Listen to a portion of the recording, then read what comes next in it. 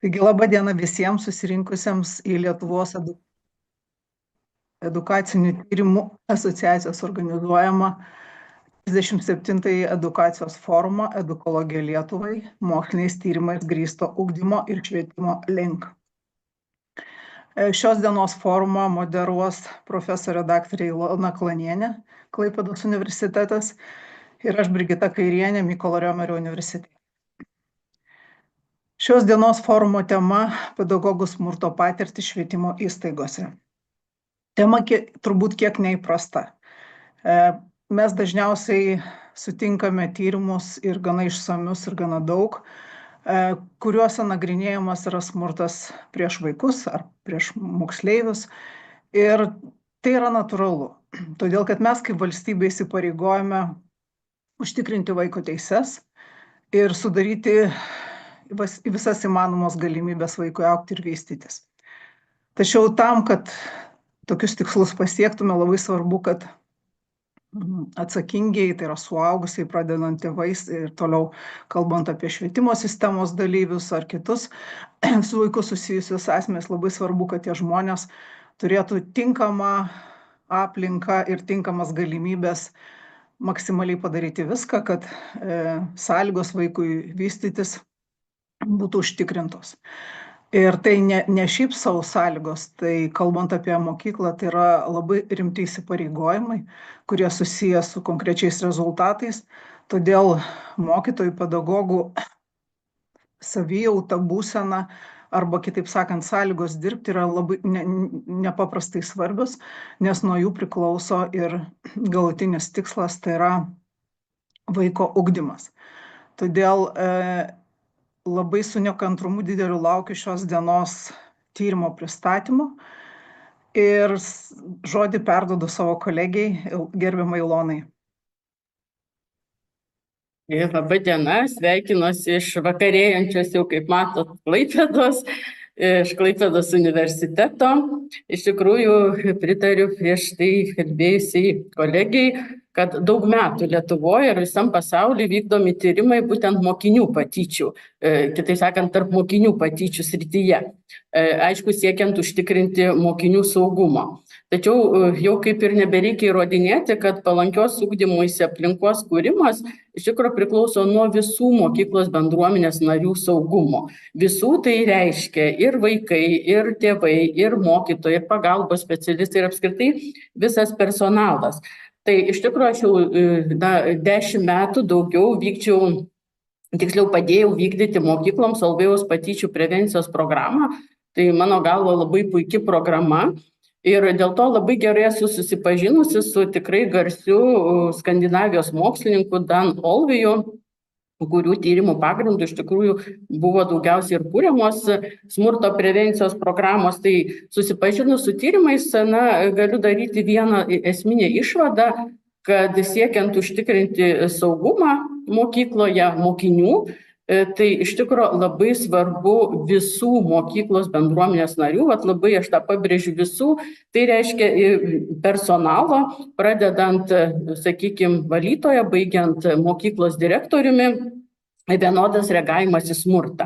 Kitaip sakant, susitarimas, kaip mes reaguosime, kokios yra taisyklės. Ir antras labai veiksnys, kuris užtikrina sėkmingą smurto prevenciją, yra, vėl pabrėžiu, visų mokyklos personalo narių socialinių kompetencijų tobulinimas.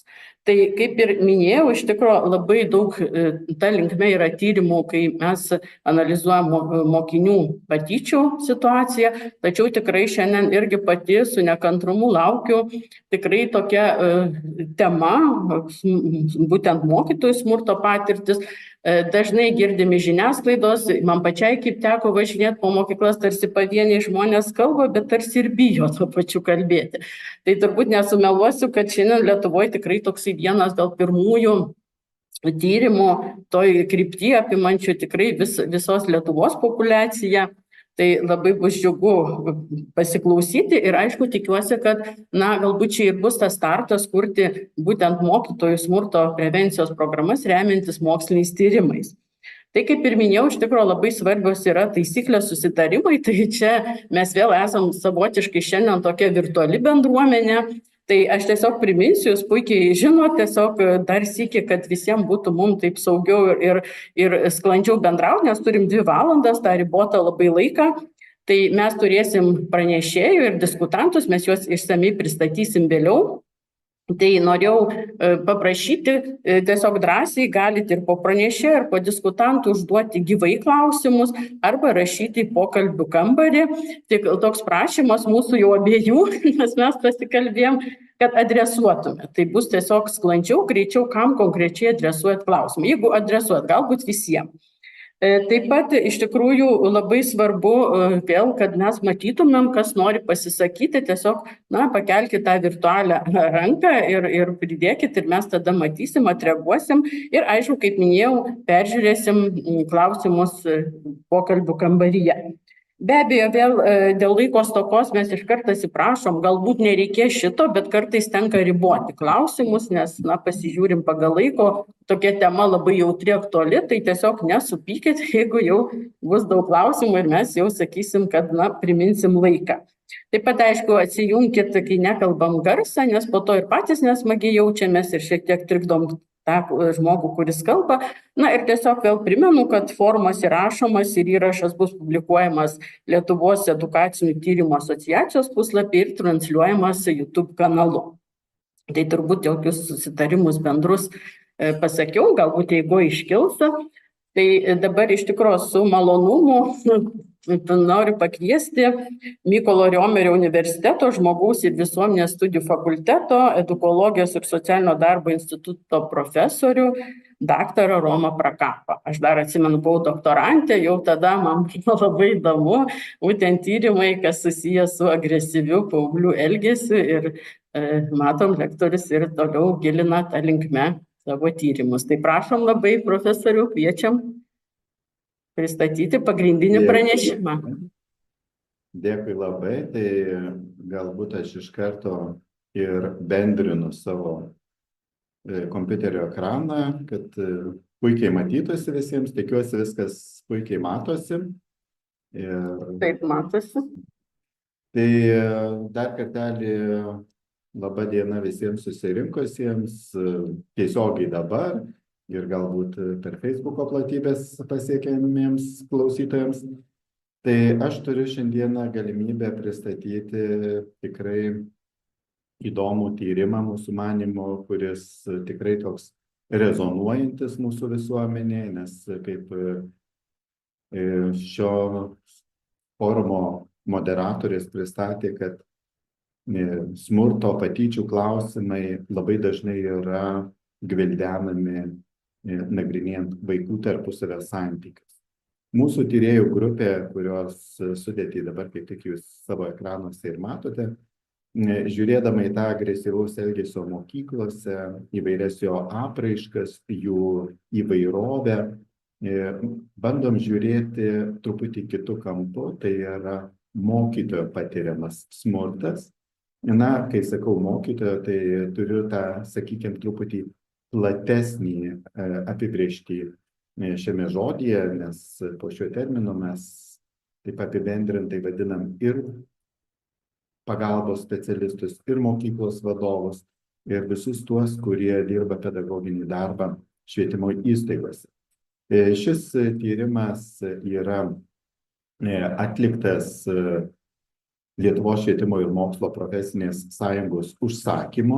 Tai yra mūsų mokslininkų bendradarbiavimas su šia organizacija, kuri tikrai daug dėmesio skiria dėl mokytojų gerovės, dėl tos palankios ugdymuisi aplinkos kūrimo, kurios svarbus veiksniai yra ne tik, sakykime, savijauta, bet ir darbo sąlygos ir daug kitų veiksnių. Tai šiandieną mes bandom žiūrėti tik tai į vieną tokį labai konkretų pjūvį, tai yra patyčias, smurtą, kurie demonstruojami mokytojo atžvilgiu.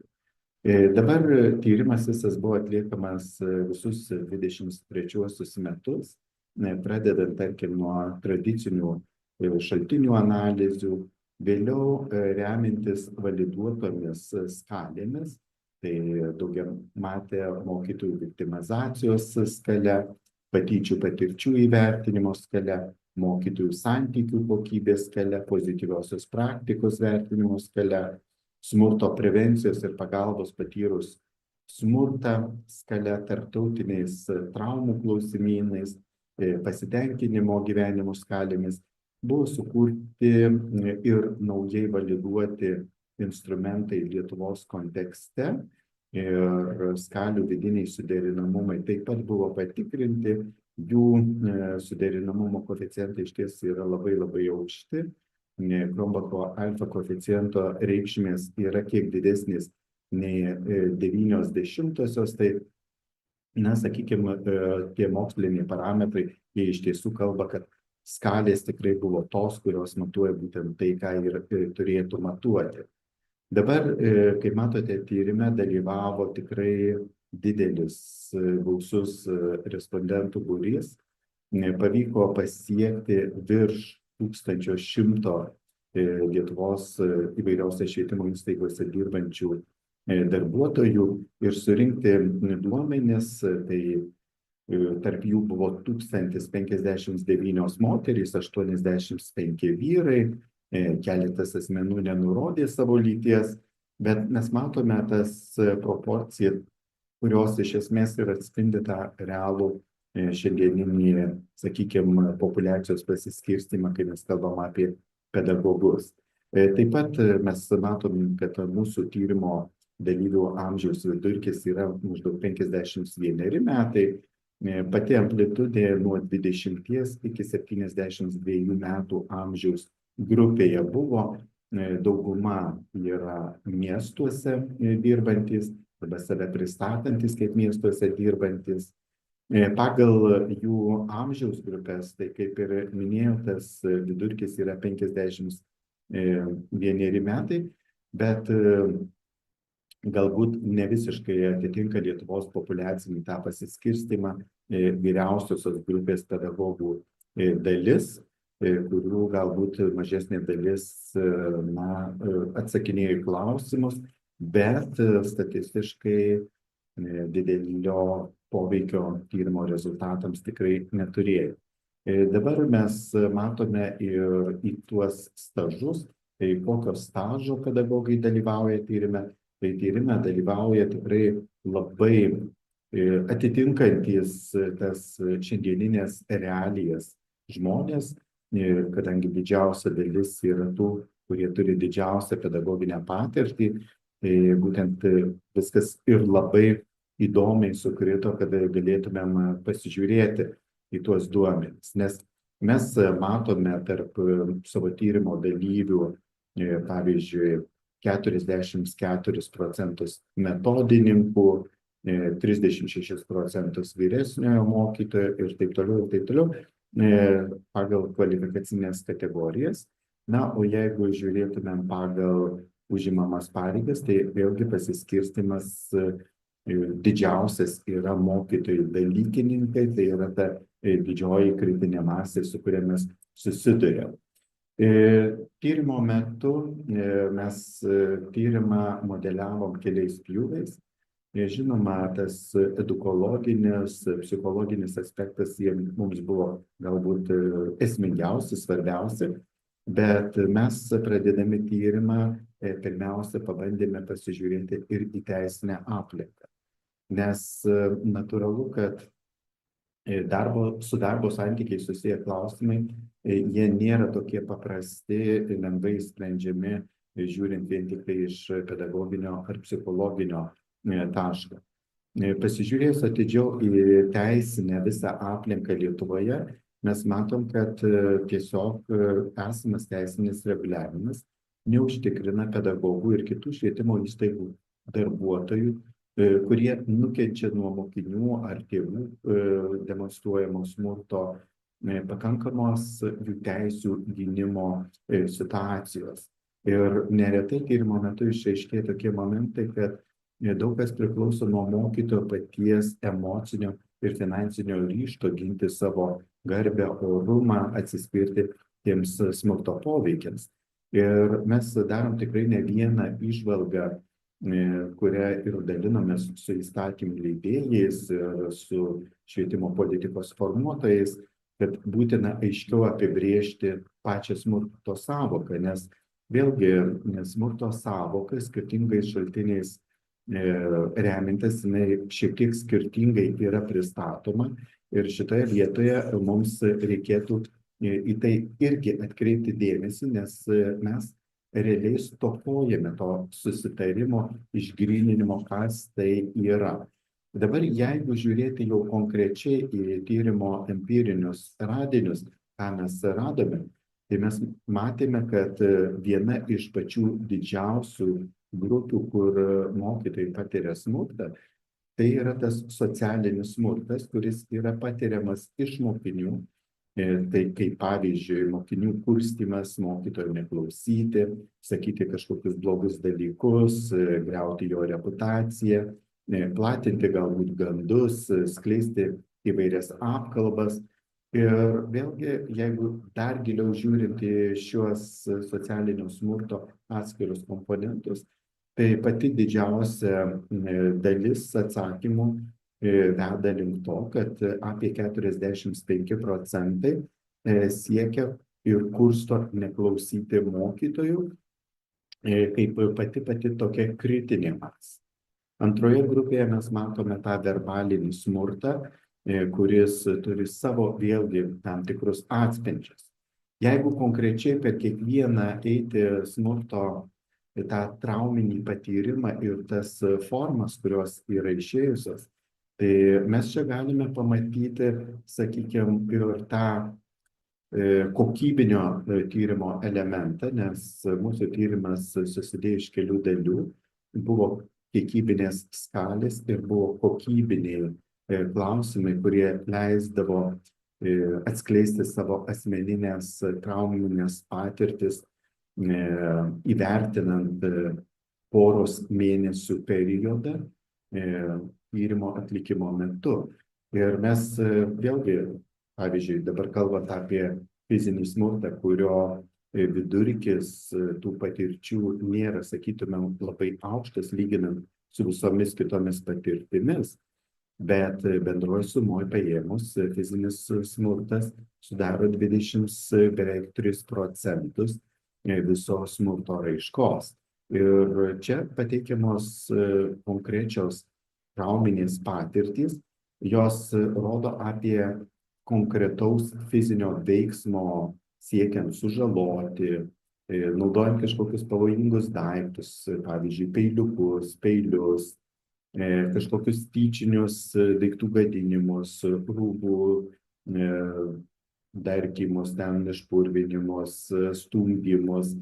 Na, jie rodo apie tai, kad tas socialinis ir verbalinis smurtas, jis, na, jeigu nebus valdomas, jisai gali peraugti į nekontroliuojamas smurto formas. Lygiai tas pats kaip ir socialinio smurto, kaip paties dažniausiai pasireiškiančio smurto dalis, jinai rodo, kad vėlgi tie pavyzdžiai, jie griauna mokytojo autoritetą, skleidžiamos apkalbos, skleidžiami įvairiausi gandai, nebūtais dalykais apkaltinami žmonės. Jeigu mes kalbam apie tą verbalinį smurtą, tai čia tų pavyzdžių yra labai daug, nuo elementarių galbūt necenzūrinių žodžių, išsireiškimų, vartojimo, gąsdinimo, pravardžiavimo, tiesioginio šaipymosi iš žmogaus aprangos, iš jo išvaizdos, na, tai, ką mes vadiname klasikiniais patyčių požymiais. Tai jie yra labai tokie skaudūs, aštrūs ir mokytojai tai labai skaudžiai išgyvena. Dar viena smurto rūšis tai yra kibernetinis smurtas. Jisai yra augantis, tą vėlgi mes aptikome šiek tiek ankstėlesniuose tyrimuose, kai tik tai prasidėjo, sakykime, to smurto apraiškos formos Lietuvoje tarp vaikų, jo šiandieną vis plačiau įsigilina ir į pedagogo kasdienį gyvenimą, kai tos žinutės, nuotraukos, sukurtos kažkokios istorijos, yra siuntinėjamos kitiems žmonėms, daromi tie įrašai, jie skelbiami. Tai net 7% tyrimo metu buvo pedagogų, kurie patyrė būtent tokius dalykus. Ir didžioji dalis jų sako, kad jie buvo ne šiaip savo pasišaipimai, bet jie buvo labai konkrečiai orientuoti į siekį įžeisti žmogų. Įžeidinėjimai internete, informacijos klastojimas, fiksuojamas net 4% visų pasisakymų. Kalbant apie seksualinį smurtą, vėlgi mes negalim atmesti jo buvimo mūsų mokykloje, nes realiai fiksuota tyrimo metu, pavyzdžiui, skambučiai, žinutės su seksualinio pobūdžio kažkokia informacija, kuri yra siunčiama mokytojui. Taigi tokių žinučių beveik 3% mokytojų yra sulaukę. Apie tai, kad demonstruojami kažkokie nešvankus gestai, veiksmai arba išsakomi nešvankūs žodžiai, tą fiksuoja būtent net 29% tyrime dalyvavusiųjų pedagogų. Apie nešvankius juokelius laidomus tarsi kažkur fone kalba 19% tyrimo dalyvių. Tai išties neraminantis tokie skaičiai, nors bendra suma to seksualinio smurto apraiškos elementų ir nėra labai didelė visumoje paėmus. Kai mes kalbam apie nuosavybės gadinimą, tai mes vėlgi matome tokį momentą, kad mokytojų elementarių daiktų sugadinimas, jų rūbų sutepimas, transporto priemonių gadinimas ar dar kažkas daroma, tai irgi ne reti atvejai, nes pavyzdžiui, tyčia sugadino daiktus beveik 14% tyrimo dalyvių, pavogė asmeninius daiktus, beveik 11% tai pažymėjo. Ir čia šalia to smurto, kuris dažniausiai pasireiškia iš vaikų pusės, kaip viena iš labai rimtų probleminių sričių, tai yra smurtas patiriamas iš tėvų. Ir būtent tėvų pasijuokimai iš mokytojo išvaizdos, aprangos, kažkokių asmeninių bruožų, pravardžiavimai, grasinimai netgi, keiksnojimai, jie sudaro beveik 34% visų smurto raiškos atvejų. Ir net 21% pedagogų nurodė, kad jiems tėvai tiesiogiai grasino. Apie 22% sako, kad juos keikėsi prie jų. Ir va čia mes matome tas labai rimtas probleminės situacijas. Dabar, jeigu kalbėti apie tas trauminės patirtis ir tą smurto raišką, tai mes vėlgi fiksuojame, kad iki mokyklinio ugdymo įstaigose dirbantys pedagogai statistiškai reikšmingai dažniau nei visi kiti pedagogai patiria tą fizinį smurtą, kai yra kertama, bėgama, mušama.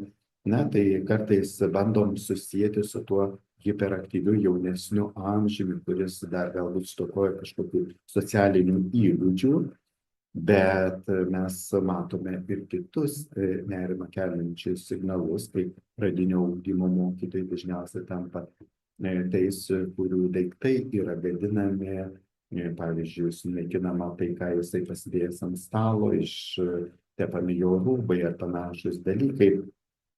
Dar bendroje sumoje paėmus matoma tai, kad smurto reiškinį dažniausiai patiria mieste dirbantys švietimo įstaigų darbuotojai. Galbūt išskyrus nuosavybės gadinimą arba kažkurį vieną kitą epizodą, kuris būdingesnis galbūt kitų vietovių pedagogams. Tai tokie elementai išryškėja.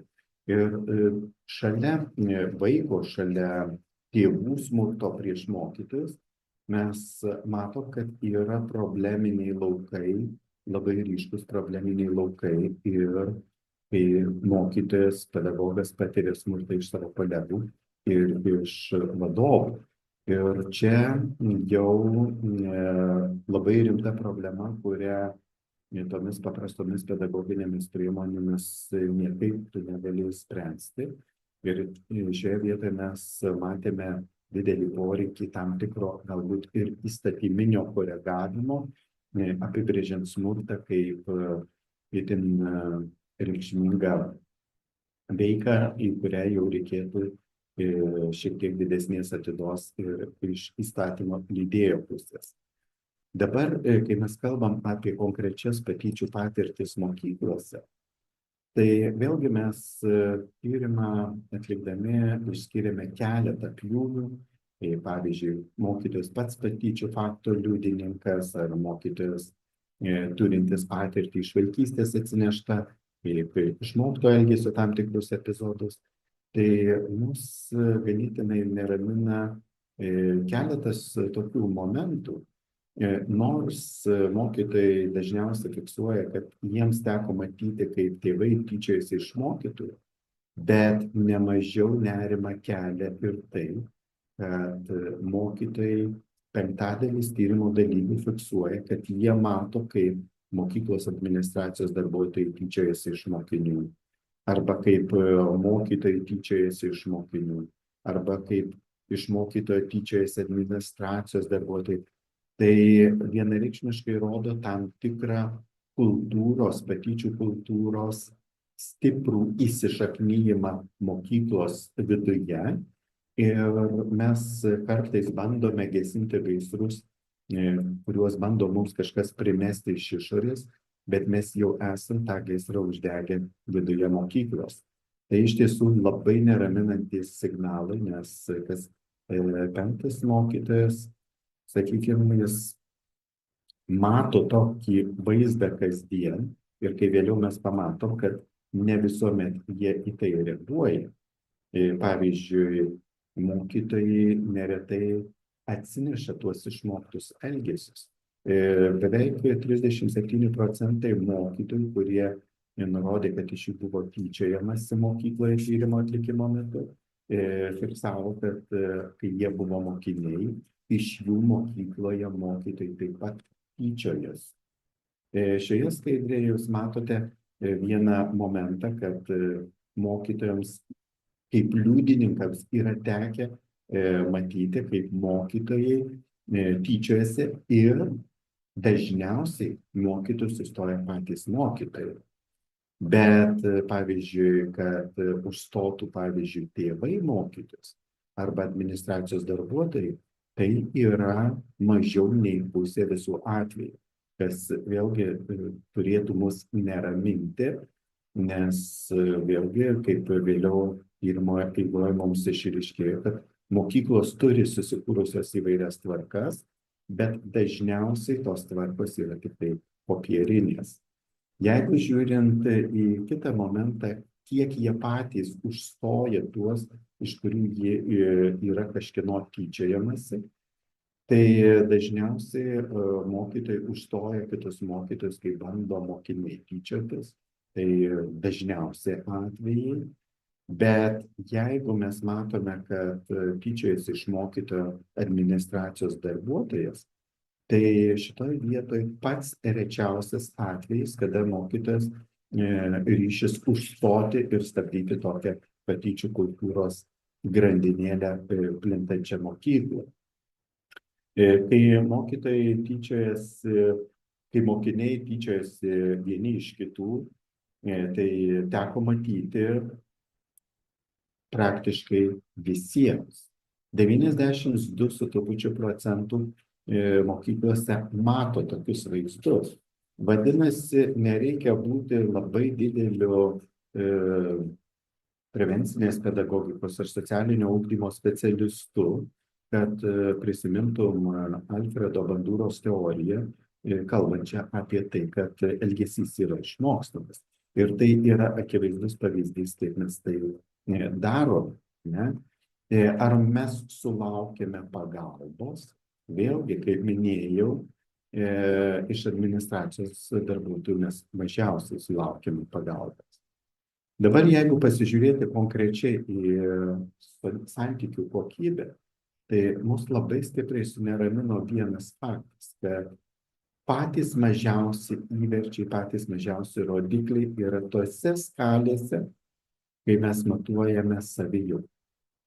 Kaip minėjau, mes naudojame tikrai mokslininkų validuotas ne viename tyrime skales, kurios validuotos buvo tiek Europoje, tiek kitose pasaulio valstybėse, validuotos buvo ir Lietuvoje.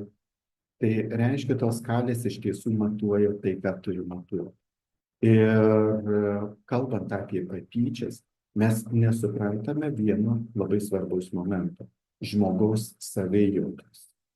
Mes praradę bet kokį empatiškumo jausmą, ar asmeninį, ar net institucinį, nes ir įstaigos, pačios savivaldos švietimo įstaigos nesupranta, kaip žmonės jaučiasi, ir tai galime vertinti kaip patyčių masto toleravimą, kas yra tikrai ydinga ir būtina kuo greičiau spręsti tas problemas.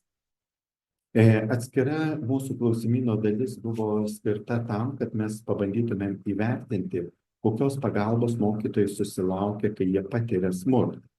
Ir šitoje vietoje mūsų laukia ne mažiau didesnis šokas, nei įsivaizdavom. Mes tikėjomės, kad galbūt tie rezultatai nebus labai palankus, bet tai, kad didžioji tyrime dalyvavusiųjų dalis, virš 80%, aiškiai žinojo, ką daryti smurto atveju, žinojo, kur kreiptis, bet vos tik tai patiria jie patyčias, 30% pagalbą gauna tik tai iš savo šeimos narių.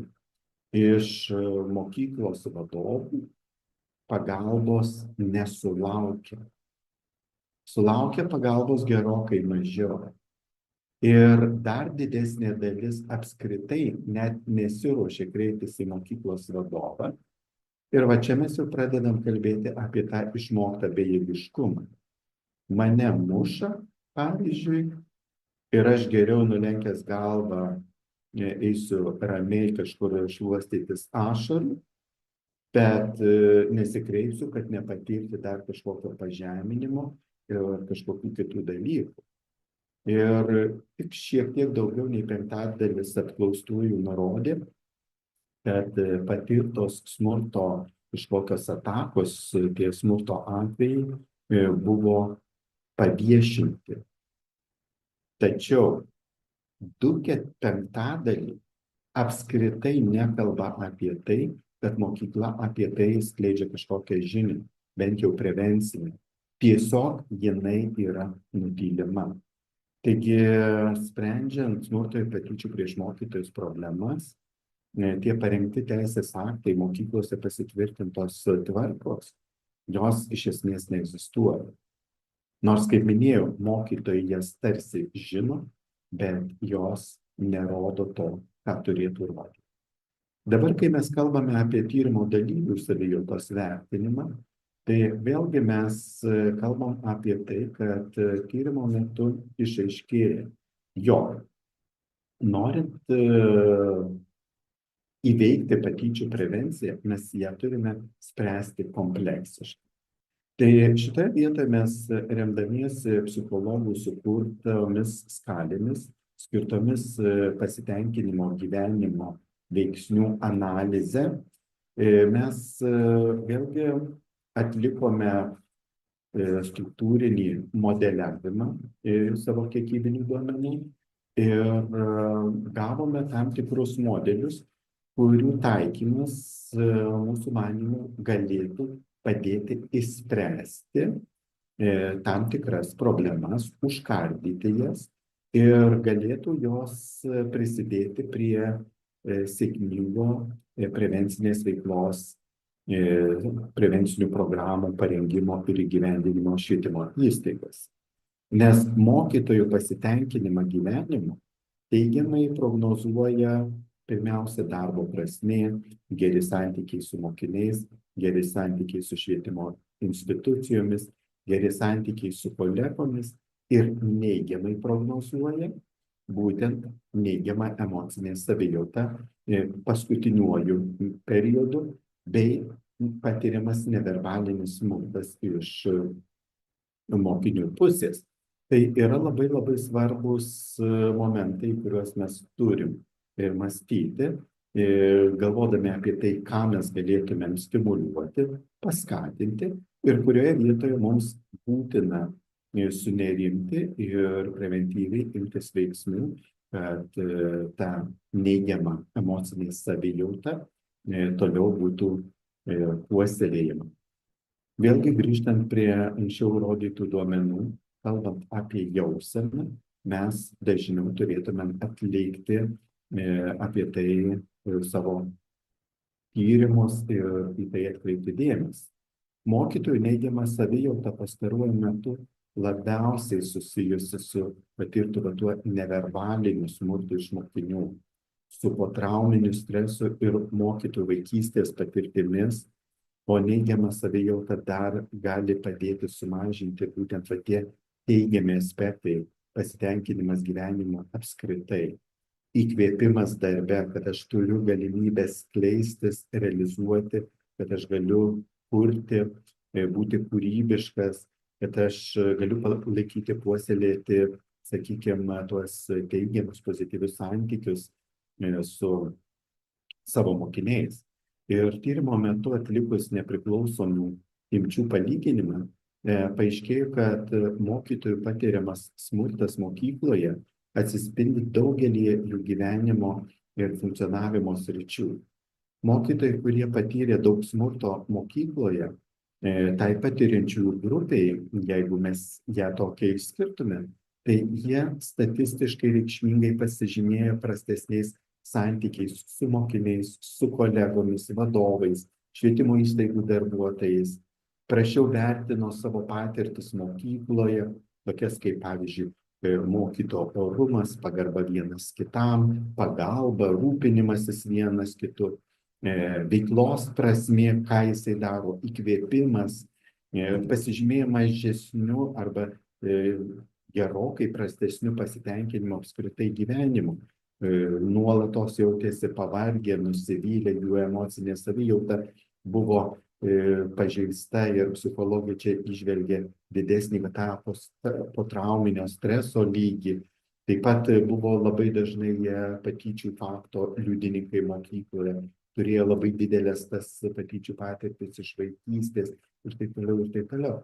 Ką mes matome šitoje vietoje? O šitoje vietoje mes matome tiesioginį ryšį mokytojo vėliau transformuojama, perkeliama į mokinių elgseną ir pamokos kokybę ir panašius dalykus. Tai atlikus tyrimą mes pabandėme sumodeliuoti, kaip atrodytų, sakykime, remintis tais statistinio kiekybinio tyrimo duomenimis, tas dažniausiai smurtą patiriantis švietimo įstaigos darbuotojas, koks būtų portretas. Tai tyrimo duomenys rodo, kad tai būtų moteris, dalyko mokytoja, turinti magistro laipsnį, dirbanti progimnazijoje, turinti didelį darbo stažą, daugiau nei 30 metų ir gyvenanti mieste. Jinai dirba įstaigoje, kurioje yra smurto ir patyčių prieš mokytojus prevencijos tvarkos aprašas, bet patys smurto ir patyčių atvejai prieš mokytojus bei priemonės, kurių buvo imtasi, nėra viešinami mokyklos bendruomenė. Žinanti, kur turėtų kreiptis pagalbos patyrus smurtą, kreipėsi, kaip ir priklausytų į administraciją, bet jos nesulaukė. Ir sulaukė pagalbos tik tai iš šeimos narių. Tai tyrimo dalyviai mums netgi pateikė visą eilę siūlymų. Tai kaip minėjau, pirmieji siūlymai buvo susiję su įstatyminės bazės tam tikrais pertvarkymais ir sudėliojimais, kad viskas būtų tvarkinga, sklandu. Na ir mes iš tiesų pateikėme įstatymo leidėjui, remintis tyrimo dalyvių įžvalgomis, kad pirmiausia, ką mums reikia padaryti nacionaliniu mastu, tai aiškiai, tiksliai apibrėžti smurto sąvoką, atsisakant nukreipiančių normų į kitus teisės aktus, nes tiesiogiai vieno dokumento apie tai nėra, vis nukreipinėja tai į vieną ar kitą teisės aktą. Antra, kai mes kalbam apie tą teisinį chaosą susijusį su smurto patiriamo mokykloje prevencija, mes manome, kad tikslinga spręsti klausimą ir dėl to, kad švietimo įstaigų darbuotojai būtų priskirti prie visuomeninę reikšmę turinčių veikų darbuotojų grupės ir automatiškai šitoje vietoje įsijungtų kita teisinė apsauga, būtų imperatyviai mokyklos vadovams atsirandančios tam tikros prievolės, tada sprendžiant problemas. Manom, kad būtina sukurti mechanizmus, kaip teikti tą kompleksinę pagalbą patiriančiam smurtą, kad mokytojas žinotų, kur jisai gali gauti teisinę, psichologinę konsultaciją smurto atveju, ypatingai kai tas smurtas yra mokykloje iš tų pačių pedagogų grupės ar dar kažkas. Vėlgi atkreiptinas dėmesys galbūt net ir į administracinių nusižengimų kodekso tam tikrų normų patikslinimą, kai mes kalbam apie pareigų įtvirtintų švietimo įstatyme nevykdymą. Taip pat siūlom tą didesnį bendradarbiavimą galbūt su valstybės vaiko teisių apsaugos tarnyba, taikyti, pavyzdžiui, poveikio priemonės tėvams, kurie piktnaudžiauja tėvų valdžia, sprendžiant įvairius klausimus ir panašus dalykai. Taigi, tyrimo dalyviai tikrai pateikė daug įvairiausių siūlymų ir jie labai koreliuoja su empiriniais tyrimo rezultatais, kurie buvo gauti tiek kiekybinio tyrimo metu, tiek ir gauti atlikus kokybinę turinio analizę. Tai šioje vietoje aš pateikiau tuos, sakykime, pedagogų tokius išsisakymus, tai yra kokybinio tyrimo fragmentus, kaip jie matytų tą spręsti. Vėlgi mes, kaip tyrėjai, savaime suprantam, kad tai, ką mokykla šiai dienai turi, psichologą, kažkokius kitus darbuotojus, jie tikrai nepadengia visų problemų sprendimo, kiek yra mokyklose. Ir mokykla tikrai naivu tikėtis, ar išgalės iš savo lėšų įsteigti, pavyzdžiui, teisininko kažkokią etato dalį ar dar kažką, bet kiekviena mokykla turi savininką, kuris gali spręsti šios klausimus centralizuotai ir galbūt savivaldybėje turėti atskirus specialistus, kurie padėtų spręsti šios klausimus. Taigi, tiek būtų trumpai apie šį tyrimą.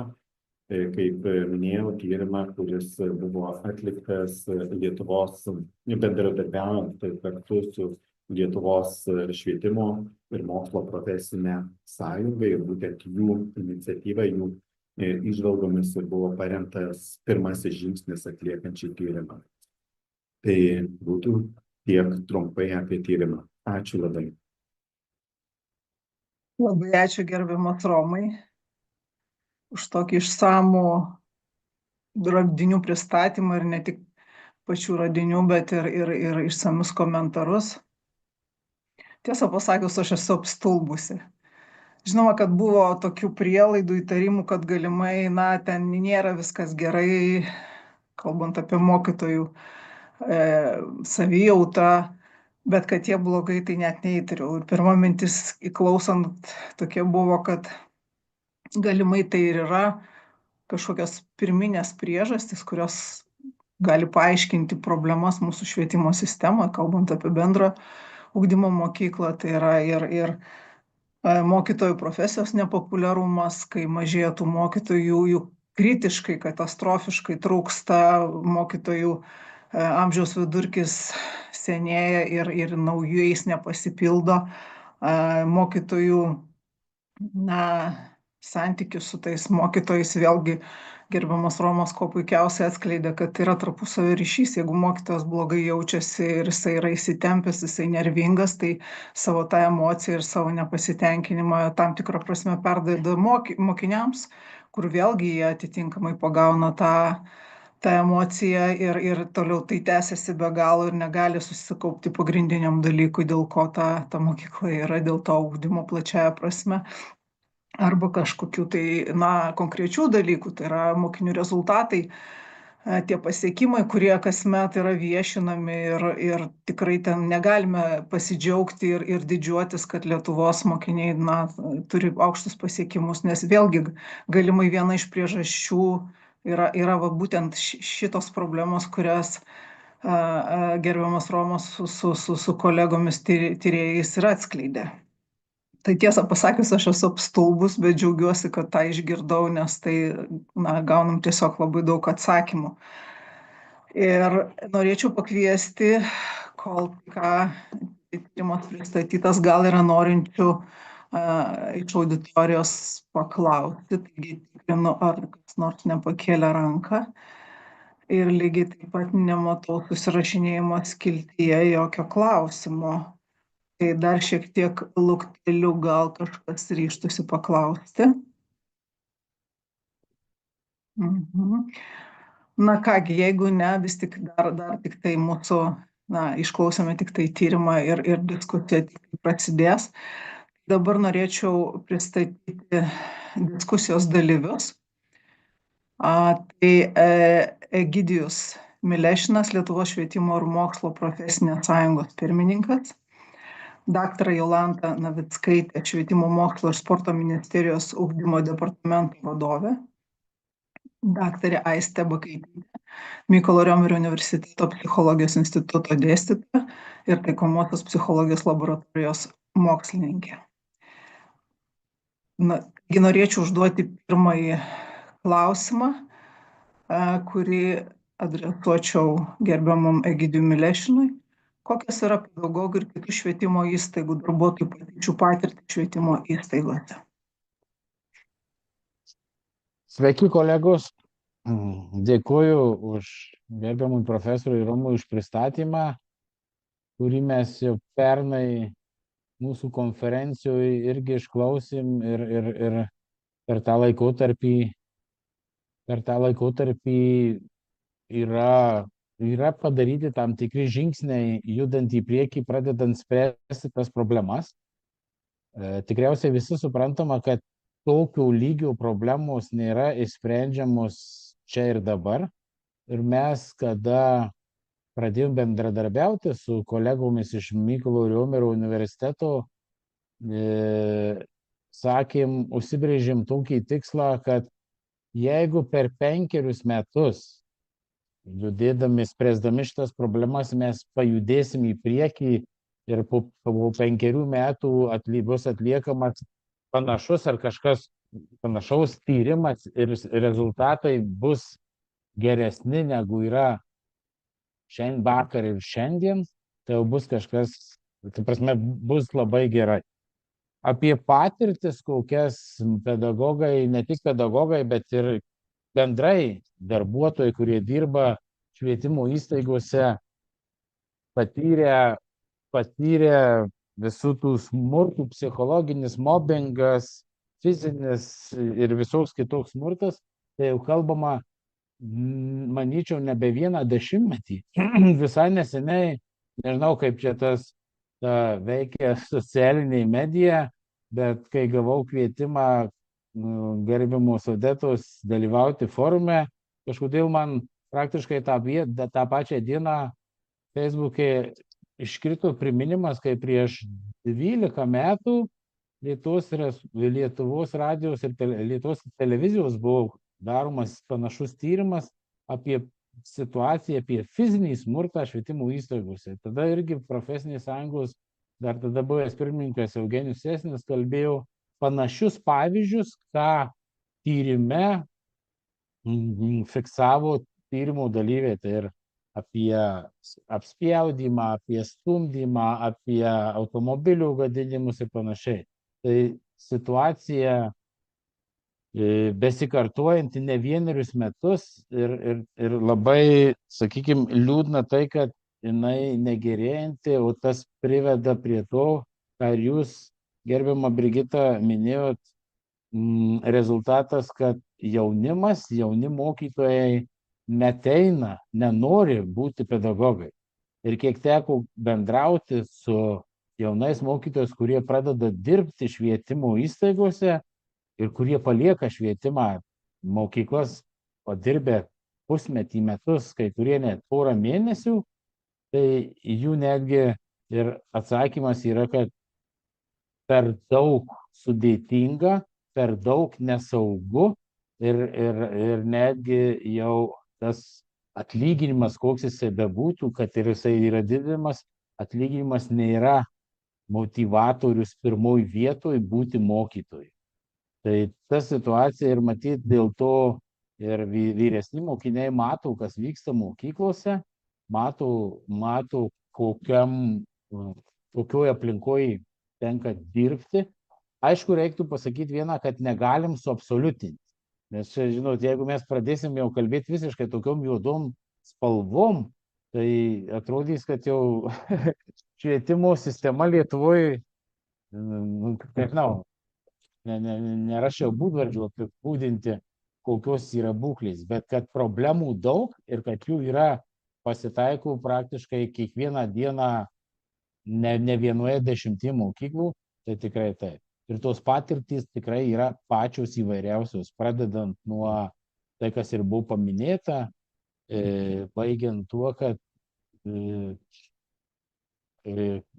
kad mokytojai, darbuotojai po tokių išgyvenimų, ir va dabar mes kaip tik turim darbo ginčus su savo kolegom, kur teikiami įrodymai netgi apie sveikatos būklį, kaip pasikeitė, kokie medikamentai naudojami ir panašiai. Tai tikrai yra žiaurūs dalykai ir tas problemas reikia spręsti. Ačiū.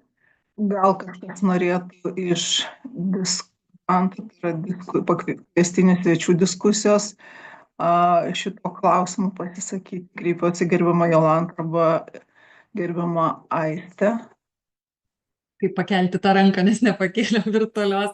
Iš tiesų, klausant ir Egidijaus, man atrodo, kad kas yra turbūt labai svarbu, kad kai mes kalbam apie verslo kokias organizacijas, tai pavyzdžiui, tyrinėti savo darbuotojų socialinę emocinę būseną, jų savijautą, tai ten turbūt yra įprasta ir reguliari praktika, į tai investuojama.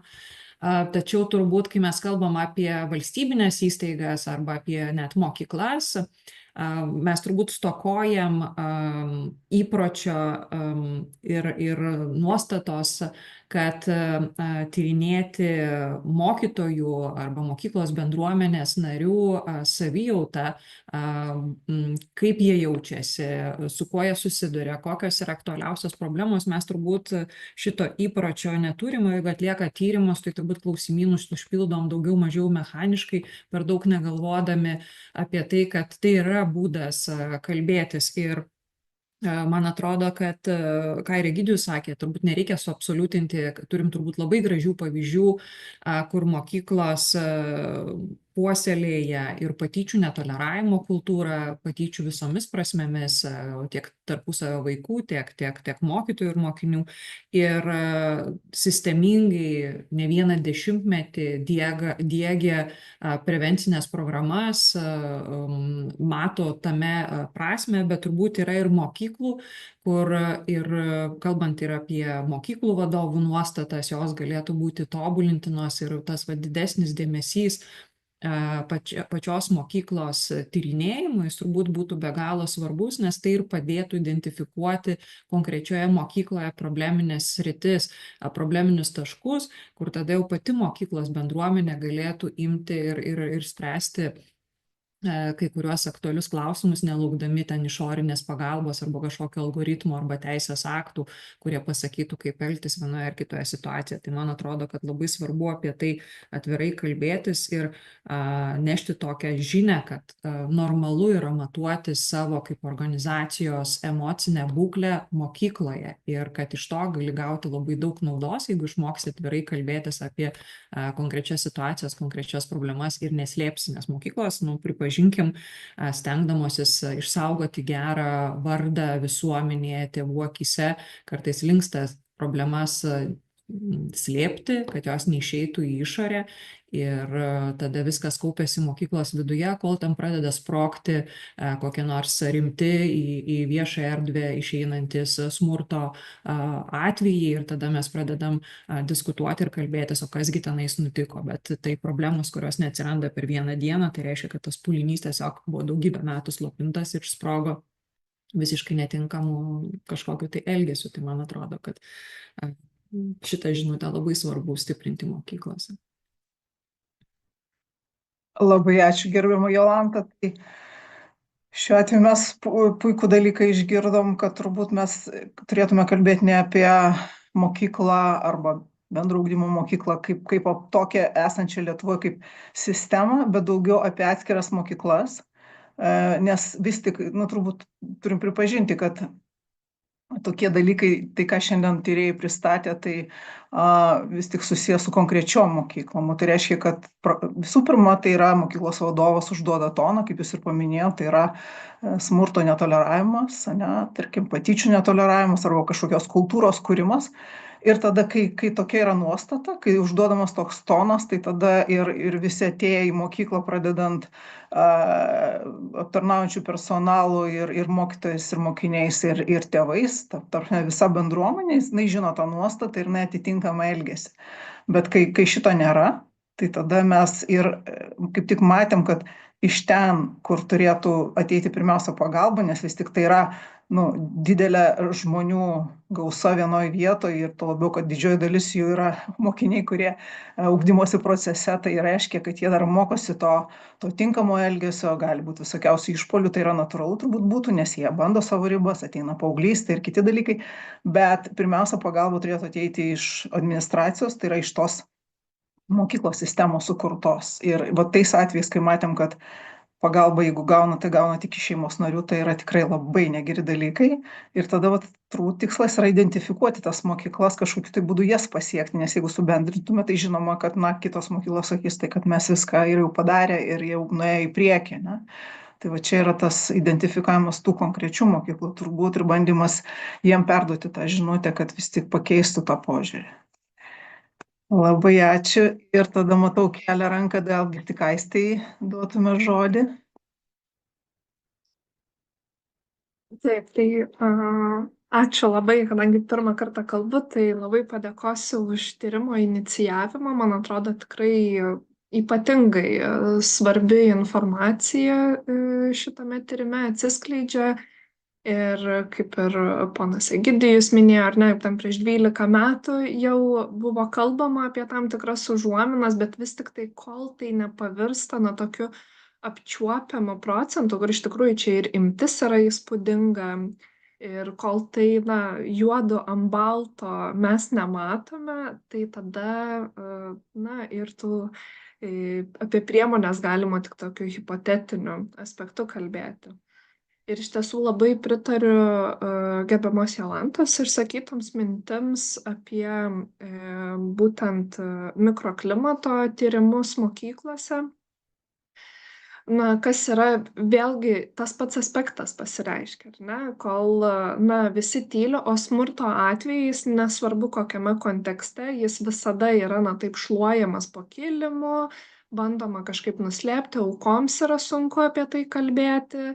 Aplinkiniams yra sunku apie tai girdėti, niekas nežino, kaip čia elgtis, ar ne? Tai iš tiesų smurto atveju, tai dažnai yra tokia slepiama problema. Tai mikroklimato tyrimai tikrai gali atskleisti tą tikrąją situaciją. ir perduoti atsakomybę tiems, kurie yra atsakingi. Ne auka yra atsakinga kažkaip tai susitvarkyti ten su savo padariniais. O šiuo atveju mokyklos bendruomenė visa yra atsakinga kažkaip atliepti saugumo, elementaraus tokio saugumo poreikius tiek darbuotojų, tiek pačių mokinių. Tai manau, tai tikrai yra labai labai svarbus žingsnis, apie kurį verta daugiau pagalvoti.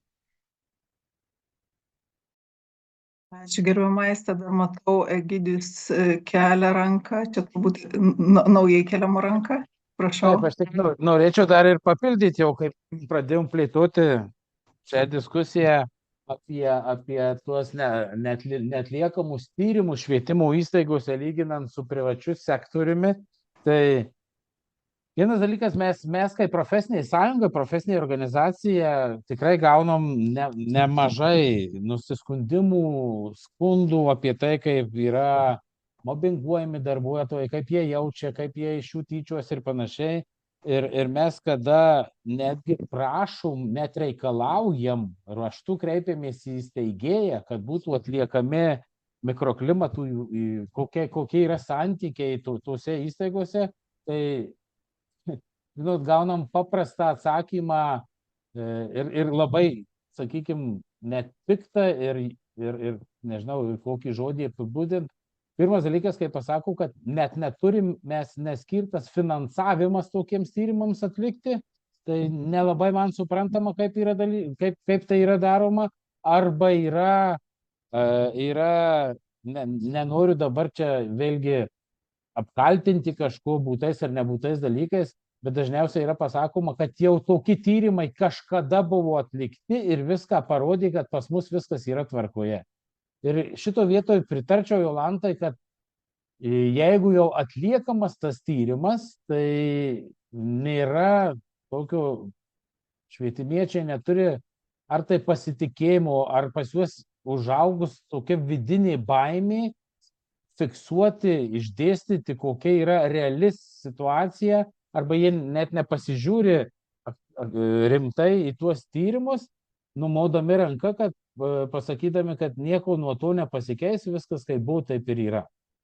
Iš kitos pusės, jie suprantu, kad ir iš administracijos neretai jaučia spaudimą, nes iškyla, sakykime taip, išgyvenimo, įstaigos išgyvenimo klausimas. Nes mes matom ir kiek tų diskusijų dabar, ypač šiemet, sukėlė reitingai, tie visi žurnalų fiksavimai, vienos mokyklos blogos, kitos geros, kokia ten situacija, kaip ir tas toksai nuolatinis pasakojimas, kaip toj mokykloje yra blogai ir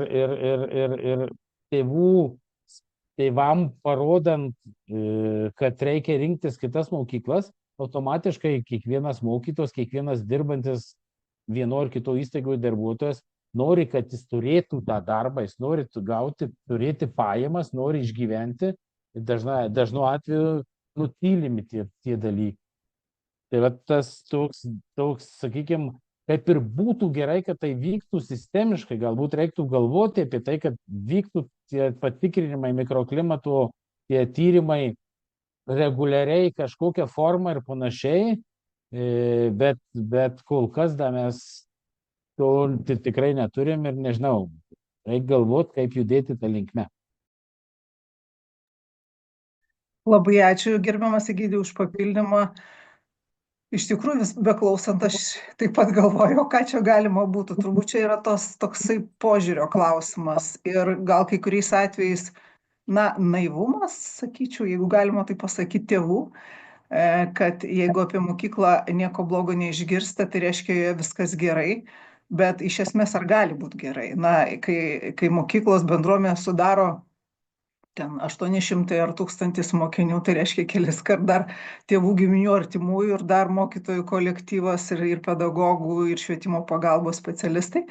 Tai, tokioje masėje esant kartu, tai neišvengiami yra kažkokie tai požiūrio nesutapimai, klausimai, kažkokie tai dar dalykai ir konfliktai, tai yra savaime suprantama, kai požiūriai nesutampa, tai vieni ar kiti dalykai, jie turi būti sprendžiami, tik tai klausimas turbūt turėtų būti keliamas ne ar toje mokykloje nėra kažkokių tai nesutarimų, bet kaip jie yra sprendžiami. Ir jeigu tėvai savo užduotų klausimą, kaip mokykloje sprendžiama, bet koks klausimas, sakykime, patyčių prieš vaiką klausimas, kaip yra organizuojama šitas, ar yra algoritmai, kaip jie veikia, ar tai yra kalbant ir apie mokytojus lygiai taip pat, tai tada turbūt šiek tiek ir pasikeistų bendras požiūris į poziciją į mokyklos pasirinkimą, nes kad nėra kažkokių problemų mokykloje, tai naivu turbūt manyti, kad tai būna iš esmės.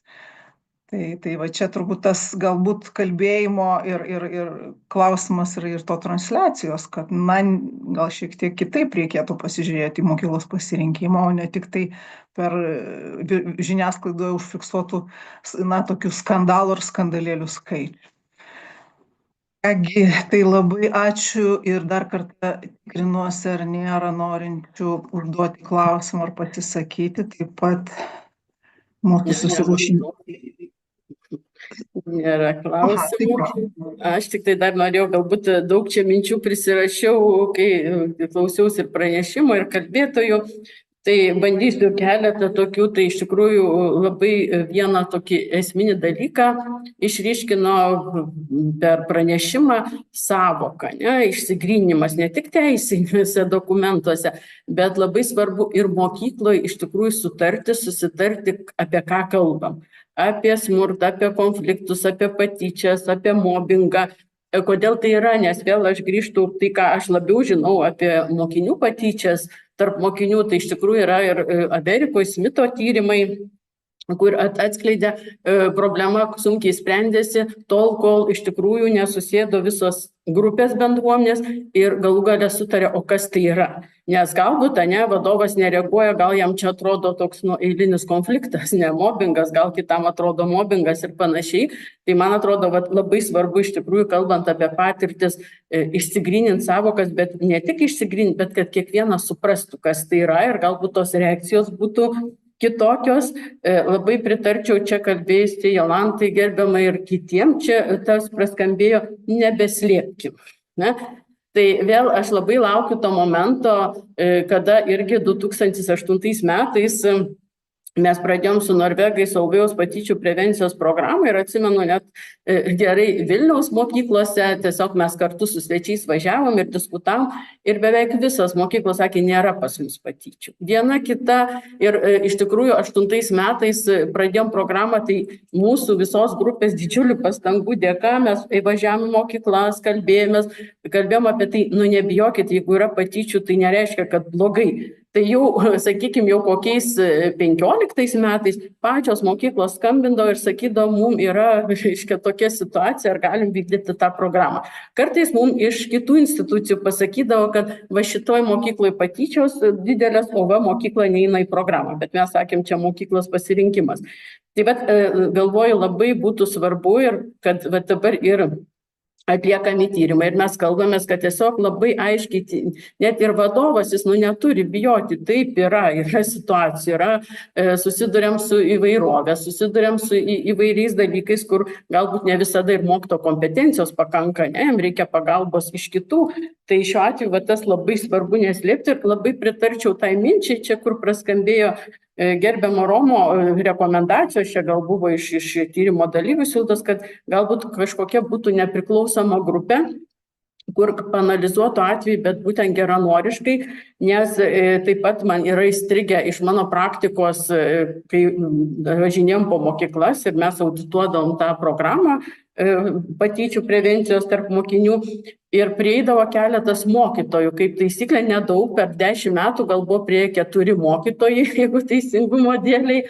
Ir būtent mes, sakykime, mane pati pradžia būna dokumentų peržiūra ir pasibeldžia į duris ir labai vienas atvejis įstrigo, mokytojas sako, aš įrašiau, kad reiškia kolega iš manęs tyčios. Mes pasišnekėjom Ir tada mes labai subtiliai, labai mandagiai, gražiai kalbėjome su vadovu.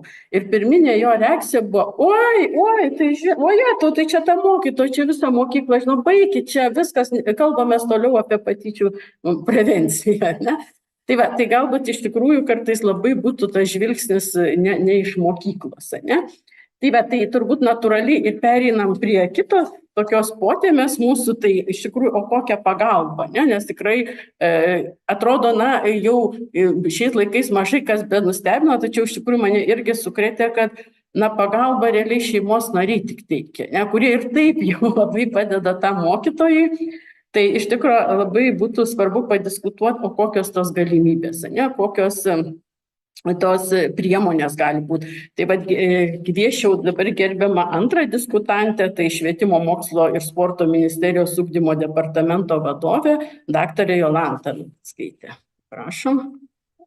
Iš tiesų, ir tęsiant tas mintis, kurios kilo diskutuojant apie pirmąjį diskusijos klausimą, man atrodo, kad mokytojai gali sulaukti pagalbos pačioje mokykloje, jeigu, pridėsim, ta mokykla yra sveika kaip organizacija, tai yra joje yra stipri smurto ir patyčių netoleravimo kultūra. Tai turbūt tokios mes mokyklos ir siektume, ir tai būtų ta sveika organizacija, nes iš tiesų, jeigu mokykloje yra patyčių netoleravimo kultūra, vadinasi, veikia ir visi algoritmai ir įvairios įgyvendinamos programos, ir tada atsiranda tas saugumo jausmas.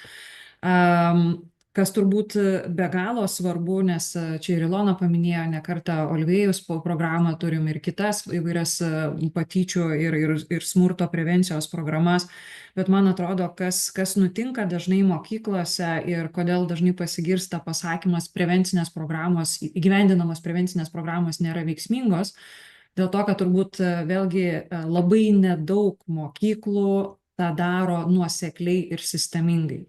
Matyt, kad dažnai tai būna irgi susiję su nuostata, kam čia ten investuoti, mes čia perkam iš kokių privačių tiekėjų, ar čia tikrai reikalinga, bet turbūt ta sveika mokykla kaip organizacija yra stipri tada, kai mokytojai ir patys sustiprina savo socialinio emocinio ugdymo kompetencijas, kai jie moka tą ugdyti vaikuose, tą daro sistemiškai ir prisideda būtent prie tos patyčių netoleravimo kultūros stiprinimo. Šiandien dienai esam pasiūlę instrumentą ar galimybę mokykloms ugdytis tą netinkamo elgesio arba patyčių netoleravimo kultūrą per gyvenimo įgūdžių programą, bet dar yra šiek tiek mažokai laiko, kad galėtume pasakyti, ar šitas pasiūlytas instrumentas pasiteisino, nes jis vėlgi gali gyvenimo įgūdžių dalykas, gyvenimo įgūdžių pamoka gali pasitarnauti patyčių ir smurto, netinkamo elgesio, netoleravimo kultūros stiprinimui tik tai tada, kai šitą programą dėsto geriausiai tam pasiruošę mokytojai, nes tu gali tai priimti kaip dar vieną pamoką, kurią galiu skirti bet kuriam mokytojui, kuriam trūksta tiesiog krūvio, kad jisai turėtų pilną etatą arba tam tikrą etato dalį, arba galiu iš tiesų parinkti patį profesionaliausią mokytoją, kurį investuosiu ir kuris bus tas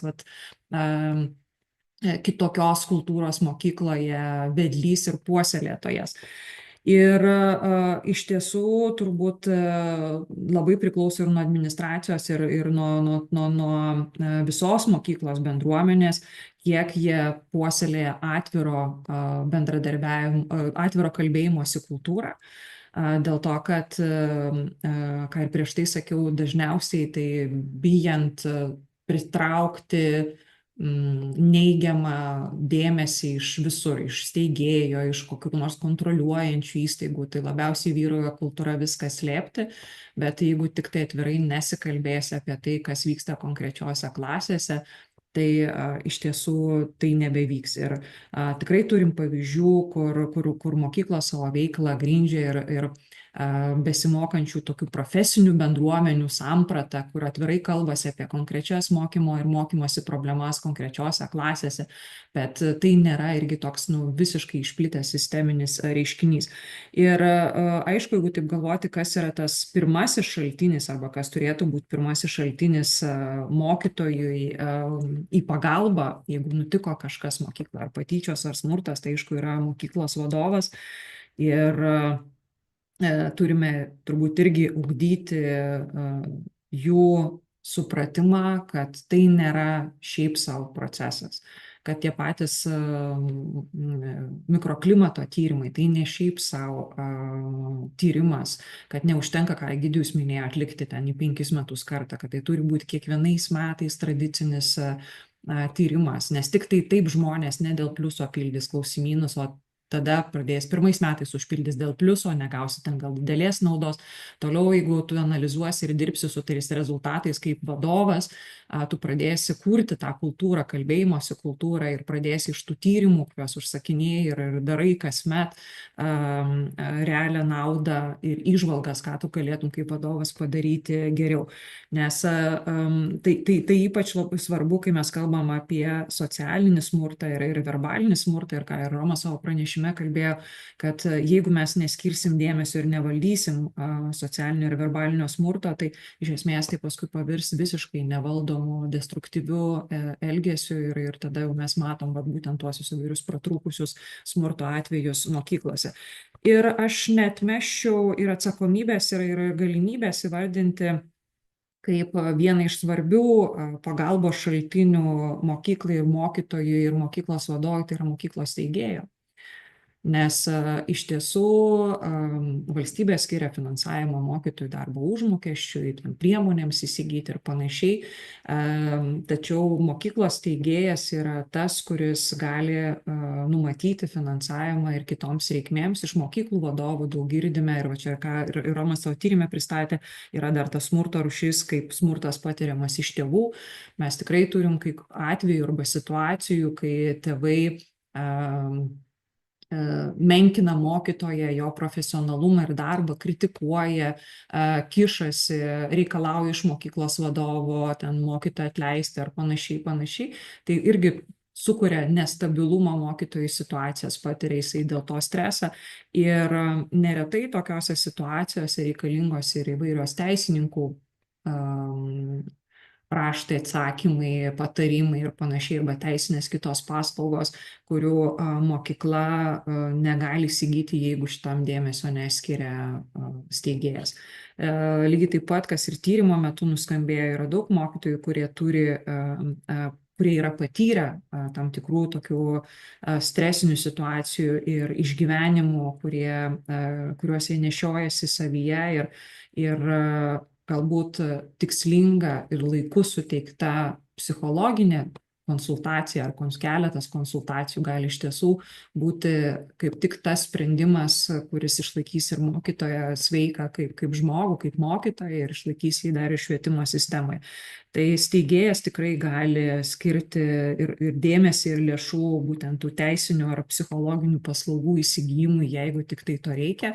Ir matyt, kalbant apie šitą temą, mes tikrai turim neeliminuoti jų iš diskusijos ir stiprinti ir jų supratimą, kad mokykla viena pati, jinai kovos, judės, darys, bet savivaldybė kaip steigėjas irgi turi tam tikras atsakomybės ir tuo labiau, kad dar ir pačios savivaldybės ir steigėjo rankose yra ir tarp institucinio bendradarbiavimo koordinatoriai, yra vaiko gerovės komisijos, savivaldybės, yra visi kiti instrumentai, nes mes puikiai suprantam, kad smurtas ir patyčios gali atsirasti ir dėl tam tikrų problemų šeimose, kur jau vien tik tai mokykla ir švietimo sistema spręsti negali, kad tam reikalingos ir kitos institucijos ir būtent savivaldybės rankose yra galimybės pasitelkti kitų institucijų profesionalumą ir kompetencijas, kai mokyklai jau nebeužtenka tų švietimietiškų priemonių įveikti kažkokią tai situaciją ar problemą, su kuria susidūrė.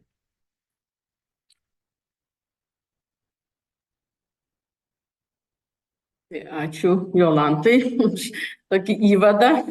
Iš tikrųjų, kaip mes galim padėti, tai dabar kviečiu ir kitus diskutantus, ir apskritai visus dalyvius padiskutuoti, pasikalbėti apie tai, kaip mes galim padėti. Ne, Jolanta iš tikrųjų kaip ir sudėliojo labai struktūruotai, kad yra tų pagalbos organizacijų, yra institucijų, tik reikia jas įveiklinti tiek savivaldybės lygmenių.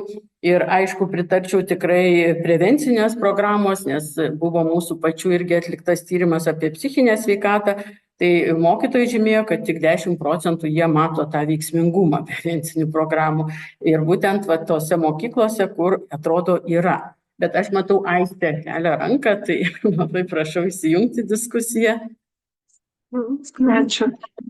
Man atrodo, vienas svarbus momentas buvo paminėtas, ne vienas svarbus, bet vienas iš tokių svarbiausių ir matyčiau iš tokios psichologinės perspektyvos, tai yra būtent ta smurto netoleravimo kultūra yra vienas iš kertinių aspektų.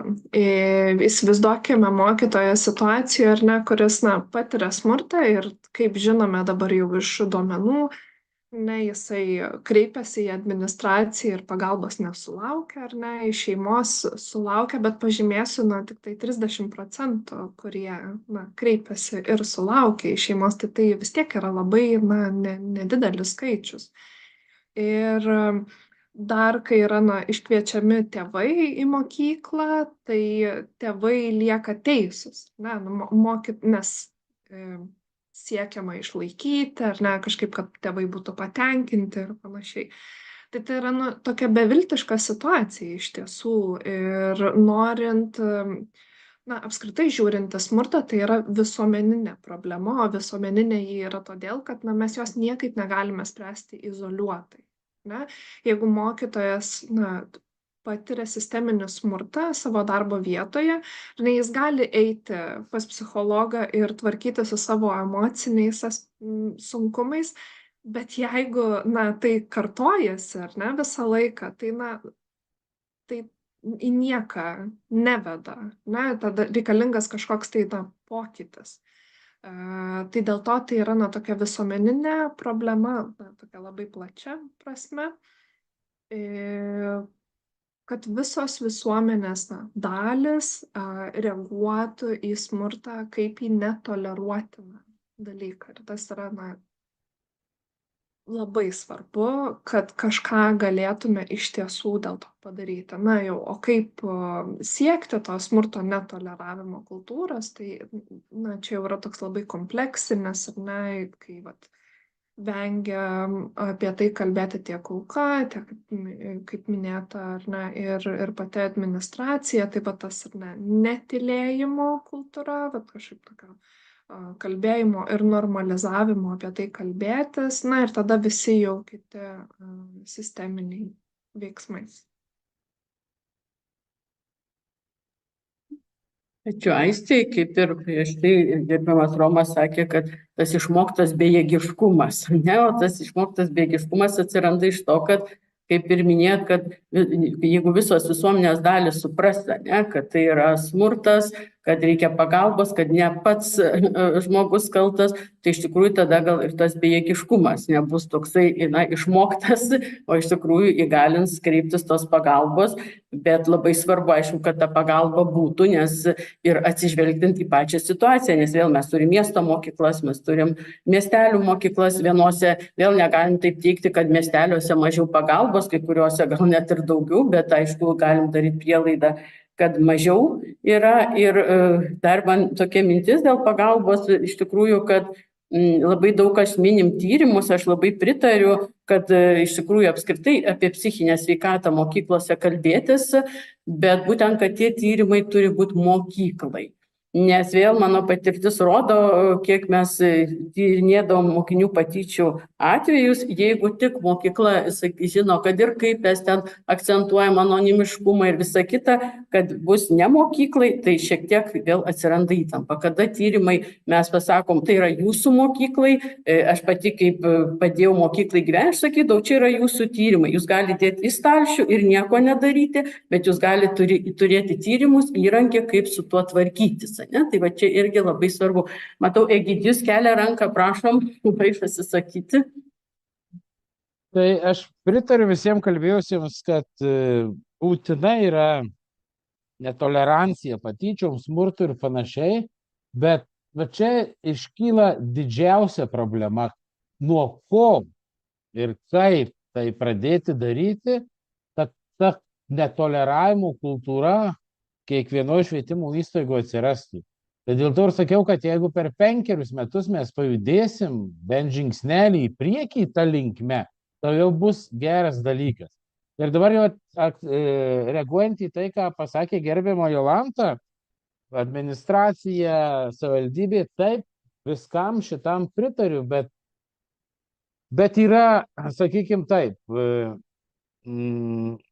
iš savivaldybės pozicijos, kiek man iš steigėjo pozicijos, kiek tenka matyti, girdėti, čia 60 savivaldybių mes turim per visą Lietuvą, tai dažnu atveju mes girdim, kad mokyklose steigėjų ne padėtis, o pozicija, jeigu taip galim pasakyti, tai yra kontroliuoti, ten įsakinėti, bausti, bet ne tai, kad padėti. Kažkas toks susidarė, toks įspūdis, kad jie visada būna šiek tiek toliau, jie niekada taip labai neteis savanorių į įstaigą paklausti, kaip jums sekasi, gal jums reikia kažką padėti, bet jie, jeigu jau sulaukia kažkokio tai ypatingai iš tėvų skundų ir panašiai, tai vos nesu didžiausiais pajėgumais ateina pradėti atlikinėti tyrimus ir panašiai. Tai šita problema yra tikrai ir sakau, čia bendras sprendimas, aš nežinau, neįsivaizduoju, čia turėtų būti bendra didelė grupė iš visų, kaip sakot, jūs atstovų, tarimasis ir bandymas judėti tą linkme, bendrai susitarus, ką mes darome. Nes, pavyzdžiui, apie vadovus irgi galima, sakykime taip, dėlioti į tokias atskiras kategorijas. Vieni yra tokie, aš kaip pavadinčiau, čia neįžeidžiant, silpni vadovai, kurie pasiduoda dėl tų pačių tėvų įtakai, jeigu tik tai skambutis iš tėvų ar atleikia kažkoks tėvas ar mama į mokyklą, tuo jis apkaltins ir mokytus ir visus kitus, pataikaudamas tėvams, kad jų vaikai teisūs, kad jie teisūs ir kad tik tai nutildyti, užgesyti tuos visus nesusipratimus. Iš kitos pusės yra vadovų, kurie kaip tik yra tokie kaip stiprūs vadovai ir jų tikslas ne vienyti bendruomenę, kad tarpusavį nevyktų ten, kad būtų, sakykime, kad pedagoginis arba bendrai visas švietimo įstaigos darbuotojų personalas kaip kumštis palaikytų vienas kitą bet kokioj situacijoje, bet yra jų tikslas toks, kad kaip tik suskaldyti kolektyvą, kad jų būtų kuo daugiau įvairiausių grupelių, tam tikrai sumetimo tikslais ir tada ir lengviau valdyti tuos įvairius grupelės žmonių suskaldytas, tada gauni įvairiausią informaciją iš įvairiausių tų grupelių. Tai aš sakau, čia ir darbas kartu ir su vadovas. Savaime, aišku, darbas ir su pačiais darbuotojais, mokytojais ir visais kitais. Pradedant nuo to, kad jie tarpusavį vengiant tų, sakykime, nors ir buvo bandyta 18 metais, kai buvo pakeistas įstatymas dėl etatinio darbo įvedimo, vienas iš pagrindinių tikslų buvo sukurti saugesnės darbo sąlygas, bet saugesnės darbo sąlygas, šnekant apie darbo krūvį, darbo atlyginimą ar panašiai, bet tas bandymas ne visai pavyko, gal ne taip, kad ne visai pavyko, bet sakyčiau taip, kad susiklostė taip, kad įstatymas įgyvendinamas, bet nėra visiškai pilnos kontrolės, kaip tai pavyksta įgyvendinti ir tas mano vertinimu kartais ir ne kartais, o dažnai sukuriamas toks dirbtinis konfliktas, kad tarpusavį mokytojai vien su kitu konkuruoja dėl elementarių atlyginimų, elementaraus darbo krūvių. Ir ta konkurencija vėlgi išauga į tai, ką tyrime buvo užfiksuota, tai yra tyčiomasi vienas iš kitų, kaip kolegų ir panašiai. Tai čia tokia daugialypė problema ir tas pasiūlymas sugalvoti ir pradėti nuo netolerancijos, aš manau, kad čia yra idealiausias pasiūlymas, tai klausimas, kaip tai įgyvendinti, nuo ko tai pradėti, kur judėti, ką su kuo lipdyti, detalę puzlį, kaip dėlioti, kad mes ateityje turėtum gražų paveikslą ir tokiom problemom formų nereikėtų daryti. Ačiū. Dėkui, matau, Aistė kėlė ranką jau. Prašom. Jo, aš tik tai labai trumpai, iš tikrųjų, tas, lengva kalbėti, ar ne, mums reikia daryti tą, bet va, tas klausimas, kaip, kartais nugula taip nelabai aiškiai, tai jeigu žiūrėti, ar ne, vėl grįžti prie mikroklimato, mano matymo, ar ne, tai kaip verslas tvarkosi su šitais dalykais, ar ne, ir iš kur ateina iniciatyva. Tai ateina iniciatyva ne iš darbuotojų, tai ateina iniciatyva iš pačios įmonės, ar ne, nes mikroklimatas yra, vėlgi, toks kompleksiškas dalykas, kuris didina ir našumą, ir, žodžiu, darbingumą, produktyvumą ir visus tos dalykus. Tai dėl to įmonės yra linkusios investuoti į tai, kad žinoti savo situaciją ir tada, ją kažkaip tai gerinti su tikslu, kažkaip tai gerinti, žodžiu, įmonės produktyvumą. Tai lygiai tokia pati schema turėtų būti ir čia, ne darbuotojai turi būti suinteresuoti, žinoti savo mikroklimatą ar savo situaciją, o vis tik tai, ar tai ministerija, ar tai savivaldybės lygmeniu, bet tai turi ateiti iš aukščiau, kad va čia yra svarbu, mes turim žinoti, kokia yra situacija, kad galėtume numatyti, kokių priemonių mums reikėtų imtis. Tai manau, nuo to ir reikėtų pradėti. Turi ateiti iniciatyva iš aukštesnio lygmens ir tai jau automatiškai kuria požiūrį tokį bendrą, kad tai yra svarbu, kad čia ne šiaip savo. Mes paklausim ir kažkur nuguls į stalčių, bet kad tai yra svarbu ir kad į tai yra kreipiamas dėmesys. Dėkui, matau, kad gerbiama Eglė ranką kėlė. Prašom. Tai sveiki visi, tikrai labai noriu padėkoti visiems pranešėjams ir diskutantam už tokią labai aktualią, manau, temą ir tikrai jau turime pakankamai tokios empirikos, kaip ir suprasti tos temos tokį, tikrai, sakyčiau, tokį dramatiškumą netgi. Jau matyti yra, tikrai priėjom prie kažkokios labai rimtos ribos, kur jau nėra, jau tikrai turi būti imamasi kažkokių tai priemonių. Tai man kažkaip tai čia tikrai labai daug visokių minčių, nežinau, gal čia labai chaotiškai pasistengsiu kažkaip sustruktūruoti, ką noriu pasakyti.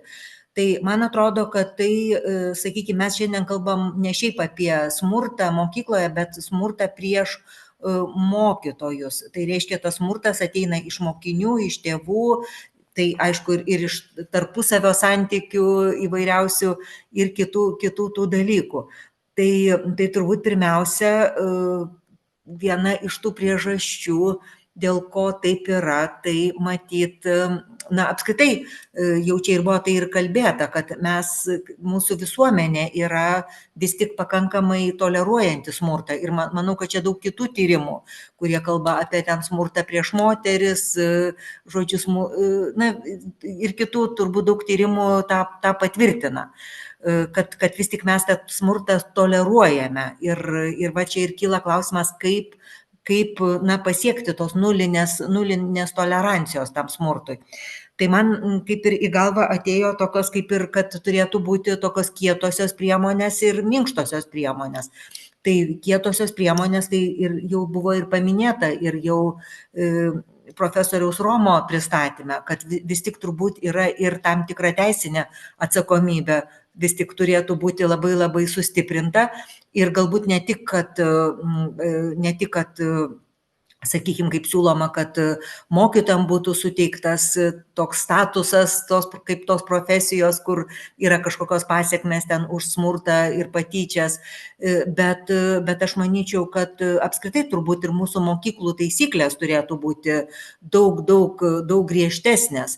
Ir buvo ir minėta, ir baudos, sakykime, tam tikros tėvam, nes tikrai kai kuriuose šalyse ir yra tas dalykas, kad jeigu mokinys apskritai netinkamai elgesi, jisai turi keliauti iš karto namo, tėvai tada negali dirbti, jie turi tada būti namuose su vaiku ir tada tėvai patiria ir finansinės netgi pasiekmes ir taip toliau. Tai man atrodo, kad jau mes pasiekėm tą ribą, nes tikrai labai daug konfliktų mokyklose kyla ne tik kad smurtas, bet ir šiaip žinome, kiek mokyklose yra pradėta įvairiausių teisinių procesų, kiek visokių dalykų yra, kur jau tikrai yra, tikrai jau ta situacija tokia nevaldoma. Na ir gal prie tų teisinių dalykų, tai turbūt jau irgi, kas tikrai turėtų būti, tai būtent teisinė pagalba mokykloms, nes žodžiu, ir čia ir viena iš rekomendacijų buvo, kad steigėjo lygmenių turbūt turėtų būti daugiau teisininkų turėtų dirbti, gal kiekviena mokykla gal negali turėti atskiro teisininko, bet bent jau kažkokią teisininkų komandą, kuri aptarnauja mokyklas, tai tikrai turėtų būti, nes tikrai, žodžiu, tikrai tų situacijų kyla visokių. Na ir tada kita pusė turėtų būti visos tos minkštosios priemonės.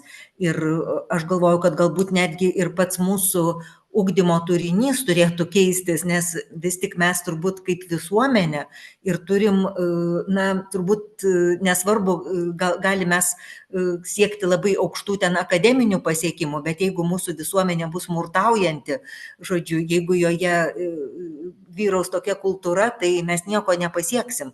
Tai galbūt turėtų būti ir pačiame ugdymo turinyje daugiau dėmesio būtent šitiem dalykam, kad mes nuo pat mažų dienų būtų mokomasi to nesmurtinio bendravimo ir visų tų kitų dalykų, visais lygmenimis ir žodžiu.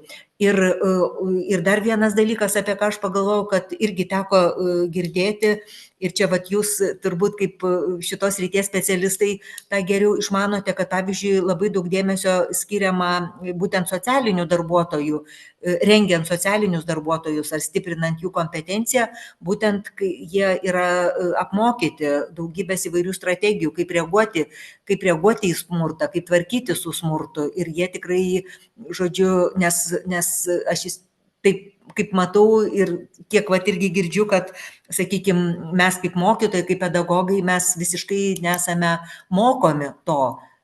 Mes pasimetame, kai susidurėme su tokiom situacijom. Nes čia turbūt viena, kad sukurta kažkokia politika, kažkokios tvarkos numatytos krizių valdymo, bet kita, kai tu tiesiogiai dabar čia ir dabar tu turi kažkaip tai reaguoti. Tai aš galvoju, kad turbūt dar viena iš tų minkštųjų priemonių tai ir būtų galbūt iš kitų sričių perimti, juk ir policija, ir socialiniai darbuotojai, kitos sritys tikrai mokosi šitų dalykų ir turi tam tikrų strategijų, kaip reaguoti. Tai turbūt čia turėtų atsirasti ir švietimo srityje. Tai tiek būtų tokių minčių. Ačiū labai, tai gerbiama Eglė labai gražiai sudėliojo, kad tos kietosios priemonės, kur labiau vis tik tai yra teisinė pagalba, baudimas, net savotiškai mes nuo to neišvengiam, ir būtent tos minkštosios priemonės. Jau iš tikrųjų labai džiaugiuosi, kad jau mes, sakykime, jau 3 metai irgi pedagogų rengimo programos yra atskiras socialinis emocinis ugdymas. Ir netgi, kai čia kalbėjot, man taip pat labai daug apie vadovo vaidmenį. Aš manau, rengiant vadovus taip pat labai svarbu yra ir socialinio ugdymo dalykai. Ir aišku, va čia praskambėjo mintis ir prieš tai, man atrodo, gal gerbiama Aistė sakė, kad iš verslo kažką galima nepasimt labai naudingo, iš kitų sričių, tai tikrai mes kaip ir dabar esam tų priemonių paieškose, man atrodo, nes tikrai jau nebegalim jau ramiai sėdėti ir laukti, tiesiog jau reikia kažką daryti ir čia tokių minčių praskambėjo tikrai labai gerų. Nežinau, daugiau rankų nematau, dar pasižiūrėsim pokalbių kambarį, taip pat nėra klausimų, tai galim jau turbūt prie trečios potėmės prieiti. Labai įdomi diskusija ir tikrai nesijaučiu kiek moderatorė, kiek įsijautusi į visą šitą turinį, tai dar šiek tiek norėčiau ir aš pasakyti, nes tiesiog negaliu nepasakyti. Beklausant vis tik kažkaip dėliojasi, kad, vis tik atsakomybė tenka mokyklai, nes tai yra konkrečios mokyklos reikalas, nes kai kurios mokyklos susitvarko, kai kurios ne. Ir kaip girdėjom iš steigėjų, sakykime, jie ten turi savo reikalų, galbūt čia va tos nuskambėjusios kietosios priemonės, kur kažkokia pagalba teisinė dėl tų baudų, bausmių tėvam. Bet kaip žinia, mūsų visuomenė tos baudos ir bausmės, turbūt ir visose visuomenėse, jeigu žmogų baudi, tai jisai kažkaip nelinkęs. Ir man tokia mintis kyla konkrečiai dėl mokyklos bendruomenės įgalinimo. Nes turbūt reikia surasti kažkokią naudą, parodyti visiems, kad jeigu mokykloje mes visi sugyvensim ir bus tokia nuskambėjusi, bet jos neišvengiamai smurto, netoleravimo ta kultūra ir mes visi dėl jos stengsimės, tai kažką ir pasieksim. Pavyzdžiui, buvo minėti tie tyrimai, kur gerbiama Aistė sakė, iš verslo labai galima pasimokyti iš tikrųjų, bet man kažkaip norėjosi pasakyti, kad ne tik tai įmonė suinteresuota būtų tais tyrimais. Aš tai sakyčiau, kad visi, todėl kad, lygiai taip pat, galbūt mokiniai yra tie, kurie dar tokie, jiem kol kas tas pats yra, galbūt kai kuriais atvejais, bet, pavyzdžiui, tie patys tėvai, kurie stovi vaikam už nugarų, negi jie nesuinteresuoti, kad vaikai gerai mokytųsi ir jie nesupranta, kad jeigu mokytojas bus ramus, jisai bus susitelkęs į ugdymo procesą, jisai susitelkęs į pagalbą mokiniams, kadangi visi dabar skirtingi ir ten ateina įtraukusis ugdymas, daugybė kitų dalykų. Tai yra reikalų mokyklų begalė, bet pagrindinis veikėjas juk yra mokytojas. Tai jeigu mokytojas galės užsiimti to, ko reikia, o ne turės nerimą, turės kažkokias įtampas, tai tada ir jie bus interesuoti, lygiai kaip ir mokytojai. Ir tada tie tyrimai, kurie, kaip Aistė sakė, pradžių galbūt nelabai atsakys, bet kodėlgi ne, jeigu tai pačiai bendruomeniai, ir tai turėtų mano supratimu dalyvauti šitam tyrime visi. Tai yra duoti informaciją, pagrindiniai informacijos šaltiniai turėtų būti visa bendruomenė. Pradedant mokytojais, mokiniais, tėvais, administracija, švietimo pagalbos specialistai ir visi kiti dirbantis toje mokykloje. Ir jeigu jie gaus grįžtamąjį ryšį ir tai bus atvira, tai yra tas skaidrumas, kai mes nebijom pasakyti, tyrimai rodo štai ką. Tai kaip mes dabar reaguojame, tai negi mums nesvarbu ir tada mes imamės visi spręsti šitą klausimą. Ir jeigu mes įgalinsime tą bendruomenę, kad visi bus interesuoti, kad, ir tie patys vaikai, juk dalis vaikų patiria patyčias ir jie dėl to nelaimingi. O jeigu situacija keisis ir jie su malonumu ateis į mokyklą ir tas bent jau patyčių klausimas, dėl ko kai kurie vaikai nenori eiti į mokyklą, atkristų, tai visi mes gerai jaustumėmės ir gyventume kaip tokioj, tikrai ta bendruomenė, kiti vadina šeima, tai yra tas ryšys, nes jis yra betarpiškas ir labai artimas, mes šito neišvengsim. Bet visi norim, kad kai tas ryšys yra ilgalaikis ir artimas, tai jisai būtų geras tas ryšys. Tai kažkodėl tai man norisi to įgalinimo ir eiti iš vidaus, tai yra parodint naudą visiems ir tada visi stengsis dėl tos naudos. O jeigu vis tik, taip atsitinka, kad visi mes skirtingi ir gali atsitikti kažkokie tai dalykai. Trečiasis mūsų diskusijos klausimas, tai kaipgi padėti smurtą patyrusiam asmeniui ir jo aplinkai ir kreipiuosi į daktarę Aistę Bakaitytę, psichologę, kuri galbūt čia turės kokių įžvalgų. Prašau, Aistė. Ačiū. Dar tik norėtųsi sureaguoti prieš tai jūsų išsakytas mintis, kad bendruomenės įgalinimas yra labai svarbus dalykas, kuris atsiranda eigoje, ar ne? Kažkaip tai tą poveikį turi bendruomenė pajusti. O jausmas ir ir šiandienos diskusijos vis tik tai yra, kad mes dar tik tai prie slenksčio stovim, ar ne, iš vis kažko tai darimo apie tai. Vat pamatėm problemą, išsigandom, dabar reikia kažką tai daryti. Ar ne? Tai va ta iniciatyva, jinai tikrai turi ateiti iš kažko aukščiau, ar ne, kad atkreipti dėmesį į tai, kad čia yra ne šiaip savo, čia yra svarbu. O tada jau bendruomenė, turi matyti tuos padarinius ar ne baisius kažkokius, tai kad, čia tikrai yra naudinga ir taip, po truputį čia yra ilgi procesai. Ir taip po truputį tada ir ta, smurto netoleravimo kultūra formuojasi būtent per šitus aspektus. Kalbant apie pagalbą, tai kaip ir minėjau, ar ne, čia yra kompleksinė problema, kuri taip izoliuotai nesisprendžia, ar ne, ir iš tiesų, vat ką pamatėm, kas manęs nenustebino, kadangi aš dirbu smurto tematikoje labai ilgą laiką jau, ir mano sritis yra smurtas artimoje aplinkoje, ar ne, bet tendencijos yra tos pačios, ar ne?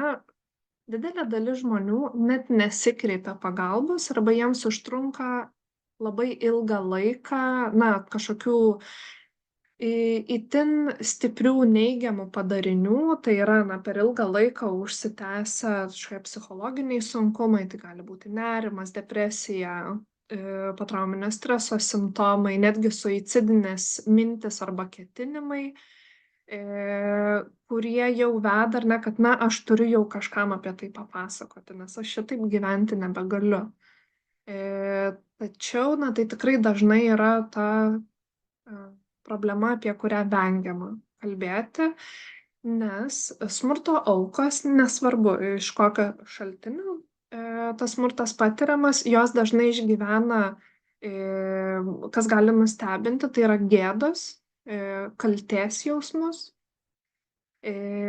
Taip tiesiog, nuolat svarstant, o ką aš galėjau padaryti kitaip, kad galbūt išvengčiau, ar ne, kaip galėjau pasielgti kažkaip tai kitaip toje situacijoje. Ir tai yra, toks tarsi atsakomybės prisiėmimas. Aš kaltas, kad tą smurtą patyriau, aš galėjau kažką padaryti, kad, žodžiu, neturėčiau šitos patirties. Ir būtent šitie jausmai, jie ir veda į tai, ar ne, jeigu aš išgyvenu gėdą, tai aš dažniausiai ir nenoriu apie tai nei kalbėti, nei kažkam pasakoti, nei dalintis, ar ne. Ypatingai, jeigu tai liečia kažkokius dar išviešintus incidentus, tai tos gėdos dar daugiau atsiranda. Ir žmogui yra sunku dalintis apie tas patirtis. Tai iš aukos perspektyvos, tai labai yra, svarbu rasti tą vieną žmogų, nes parama yra visose tyrimuose, visose smurto kontekstuose, parama yra vienas kertinių faktorių padedančių, žodžiu, turinčių teigiamą poveikį, bandant susitvarkyti su tomis smurto patirtimis. Tai, iš aukos perspektyvos rasti tą vieną patikimą žmogų, kuris tikrai žinau, kad išklausys, ar ne, padės man kažkaip išbūti tuos jausmus, o galiausiai tiesiog nesmerks manęs. Nesakys, ar ne, oi, tai o ką tu čia padarei, ar ne, arba, kažkokių tai, arba sakys, ai, čia nesąmonė, nieko čia tokio, ar ne, bet kuris, tikrai kažkaip rimtai pažiūrės, su tokia smurto netoleravimo perspektyva pažiūrės į situaciją ir tiesiog, galės išbūti su ta patirtim. O iš aplinkinių perspektyvos gal netgi daugiau yra aspektų, kurios vertėtų pasakyti, nes iš tikrųjų, kai mes girdim apie smurto patirtis, yra kažkaip nepatogu, ar ne, jeigu pas mus ateina žmogus, sako, nepatogu, mes dažnai nežinom, ką pasakyti, ar ne, ką pasakyti yra kertinis dalykas. Nežinom, kaip čia dabar reaguoti ir norisi kažkaip tai galbūt vengti, galbūt nukreipti truputėlį temą, ar ne, arba dalinti, patarimus, spręsti problemą, ar ne, tau čia reikia taip, reikia anaip. Tai kas yra labai svarbu, na, tam žmogui liudininkui, kuris, na, liudija tą patirtį, su kuriuo buvo, žodžiu, pasidalinta tą patirtimi. Tai iš tiesų labai svarbu suprasti ir žinoti, kad nieko daryti nereikia. Reikia tiesiog klausytis, ar ne, kažkaip tai empatiškai reaguoti, ar ne, kad tau turbūt labai sunku šitoj situacijai, paklausti, kaip tu dabar jautiesi, žodžiu, kuo tu gyveni, ką tau šita situacija reiškia dabartiniam tavo gyvenime, ar ne. Jeigu matom, kad emociškai labai sunku yra, na, padrąsinti, kreiptis pagalbos į psichologą, ar ne, ir ta pagalba tokia instrumentinė gali būti, tai yra, na, pasiūlyti padėti surasti konkretų psichologą, jeigu žmogui yra sudėtinga, kažkaip nejauku eiti pačiam, pasiūlyti palydėti pas psichologą. Na, tiesiog toks žmogiškas buvimas, ar ne? O patarimai turėtų būti, na, duodami tik tai tais atvejais, kai žmogus prašo. Nu, kai sako, nu, pasakyk, ką man daryti, nu, kaip man dabar elgtis šitoj situacijai. Tai, na, ir tas reagavimas iš tiesų labai yra svarbus. Mes dažniau norime kažką daryti, išspręsti, padėti iš to, kad mums patiems yra nejauku. Tačiau reikėtų priešinti šitam instinktui ir galima tiesiogiai klausti, kaip aš tau galėčiau padėti, ką aš galiu padaryti, vat ko tau reikia, kad, na, kažkaip tai būtų tau lengviau. Tiesiog tokio žmogiško buvimo ir supratimo. Labai ačiū, Aiste. Labai geros įžvalgos ir labai paprastas. Iš tikrųjų, tie klausimai labai dažnai kyla, kai mes susidurėm su tokiom situacijom arba netikėtai, dažniausiai netikėtai, nepasiruošus į mus kreipiasi kažkas su kažkokia bėda, situacija, problema arba klausimu arba nerimu. Ir vat, labai ačiū Jums už tokius labai paprastus atsakymus, o kaip geriau padaryti, kad, na, ir savo neapsisunkintume ir nepradėtume gyventi to žmogaus jausmais. Turbūt irgi tokia rizika gali būti atsitikti. Ir kita vertus mes jam galėtume iš tikrųjų padėti. Tai tie patarimai turbūt keliauti turėtų į paskutinį visiškai planą ir geriausiai, mes žinom, nepatarinėti, nes tai žmogus prisima atsakomybę ne tik tai už sprendimą, bet ir pasekmes susijusius su tuo sprendimu. Tai kągi, ir dabar noriu kreiptis visų pirma į kitus diskusijos svečius, o taip pat ir dalyvaujančius, gal turėtų kažkas klausimų ar Aistei, ar kitiem diskusijos dalyviam, ar norėtų mintimis savo pasidalinti? Aš tik tai galėčiau papildyti Aistę, tikrai profesinė sąjunga nėra tas pirma institucija, kaip Aistė išdėstė, pasikalbėti, išsikalbėti ir panašiai, bet jau po to, kad tas viskas susigula, tai tikrai drąsiai kreiptis į darbuotojų atstovus, į profesinės sąjungas, kad jau mes tada jau teisiškai susidėlioti, kaip judėti į priekį, kaip tam žmogui nepalikti tolimiau į tolimesnius laikus, kad tie visi dalykai nebesikartotų. Tai tikrai kreiptis į profesinę sąjungą ir mes visais teisininkais tikrai problemas sprendžiam. Ačiū, Egidijau. Taip, turbūt, kai jau žmogus kreipiasi, tai pirmas žingsnis žengtas. Problema būna turbūt didesnė tada, kai Aistė sakė, kai yra kaltės jausmas, baimės ar kažkokio nerimo, kas bus toliau, ir žmogus nesikreipia. Tai va čia, kaip jį paskatinti, kad jis galėtų kažkam atsiverti ir išsakyti savo nerimą. Gal kažkas dar norėtume ar papildyti, užduoti klausimą, labai kviečiu, nes dar turime kelias minutės. Surašinėjimo skilty, matau, nėra klausimų. Nėra.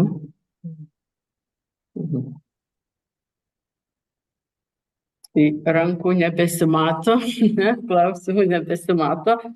Tai jeigu trumpai apibendrinant, nes žiūriu, čia 6 minutės turime, gal dar kas galvos pasisakyti.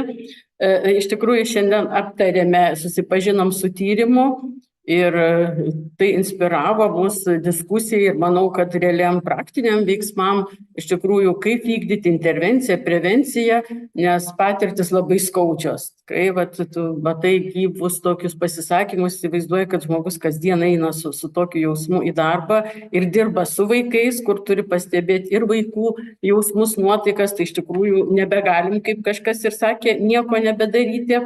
Tai aptartos buvo priemonės visais lygmenims nacionalinių, savivaldybės, institucijų, individuali pagalba, labai gražiai užbaigia Aistė mūsų tas pristatymus.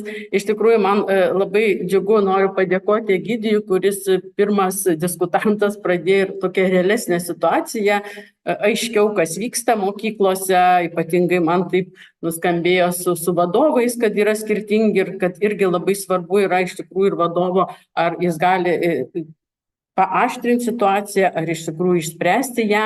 Tai visi sutarėm, pirmiausia, nuo ko pradėti, tai nulinė tolerancija smurtui, patyčiom. Tam iš tikrųjų diskusijos vyko ir Romo labai pranešimas.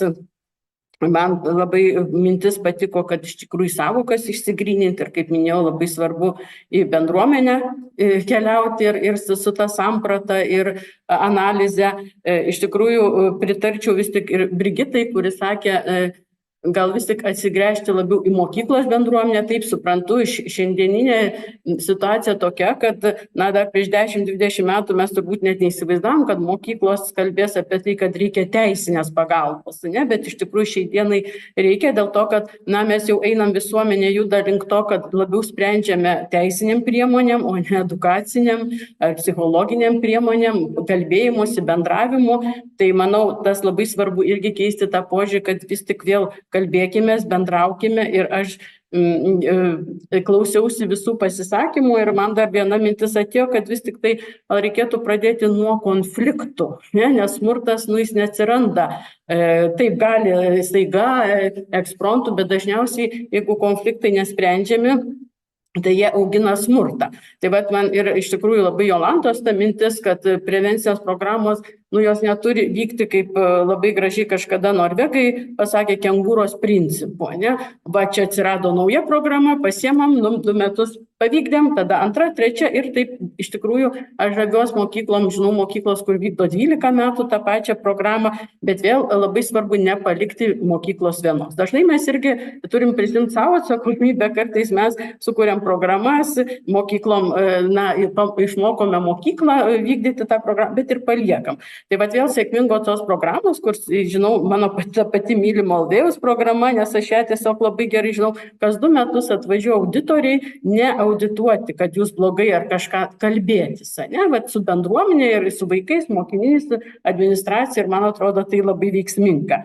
Tai aš vis tik tai užbaigdama labai noriu grįžti prie mokyklos bendruomenės, kad kalbame ne tik apie suaugusius ir vaiką, tai čia labai, man atrodo, dar įdomios būtų diskusijos apie vaiko ir suaugusio kultūrą, apie tai, kad dauguma jau mokytų, sakykime, ir aš pati užaugus labiau tokios kolektyvistinės bendruomenės kontekste, ateina dabar vaikai iš individualistinės ir čia, sakykime, autoriteto klausimas, jeigu mums buvo savaime aišku, kad yra formalus autoritetas ir mes gerbiam, dabar vaikam ne, jie turi užsitarnauti. Žodžiu, diskusijų labai daug. Tai iš tikrųjų atrodo artėja šventos kalėdos ir tarsi ta tema smurtais, ne tokia, bet aš manau, kad labai savalaikė, nes būtent nuo savęs ir pradedama. Ne? Mes kalbam, mes pastebim, mes reaguojam ir manau, tai iš tikrųjų ir pradedam po truputėlį kaip ta sniego gniūžtė ir aš tikrai turiu tą viltį, nes labai žinau, kaip prasidėjo patyčių prevencija tarp mokinių ir šiandien jau drąsiai kalbam, tai labai su ta viltim, kad jau kalbėsimės apie tiesiog tų priemonių gyvenimo veiksmingumą, ne, o ne tik apie tai, kas vyksta. Tai ačiū labai pranešėjim, diskutantam, dalyviam, gal Brigita dar nori. Ir aišku, palinkėti gražių švenčių visiems, jūsų artimiesiam, bendruomenėm. Tikrai ir kad iš tikrųjų tą šviesą, tokią gražią, kalėdinę, mes ją nors truputėlį jau pavasarį nebūna tokia ryški, bet neštumėm ją iš tikrųjų ir ateitumėm, kad kuo mažiau reikėtų tų teisinių, kietųjų priemonių, kuo daugiau būtų tų minkštųjų. Tai ačiū labai. Ačiū visiems dalyvavusiems. Ilona viską pasakė iš esmės ir neturiu tikrai ką pridėti. Gal vienintelį, kad labai viliuosi, kad šis forumas buvo prasmingas ir suteikė daug vilčių, daug idėjų ir galimybių. Tai nors ir prasidėjo forumas tokiu šiek tiek šokiruojančia situacija, bet mūsų diskusija visiškai išgrynino tam tikras galimybės, o tai yra galimybė, tai reiškia tiesiog reikia pabandyti ir galbūt kažkas ir pavyks. Tai su ta viltim ir atsisveikinu su jumis ir taip pat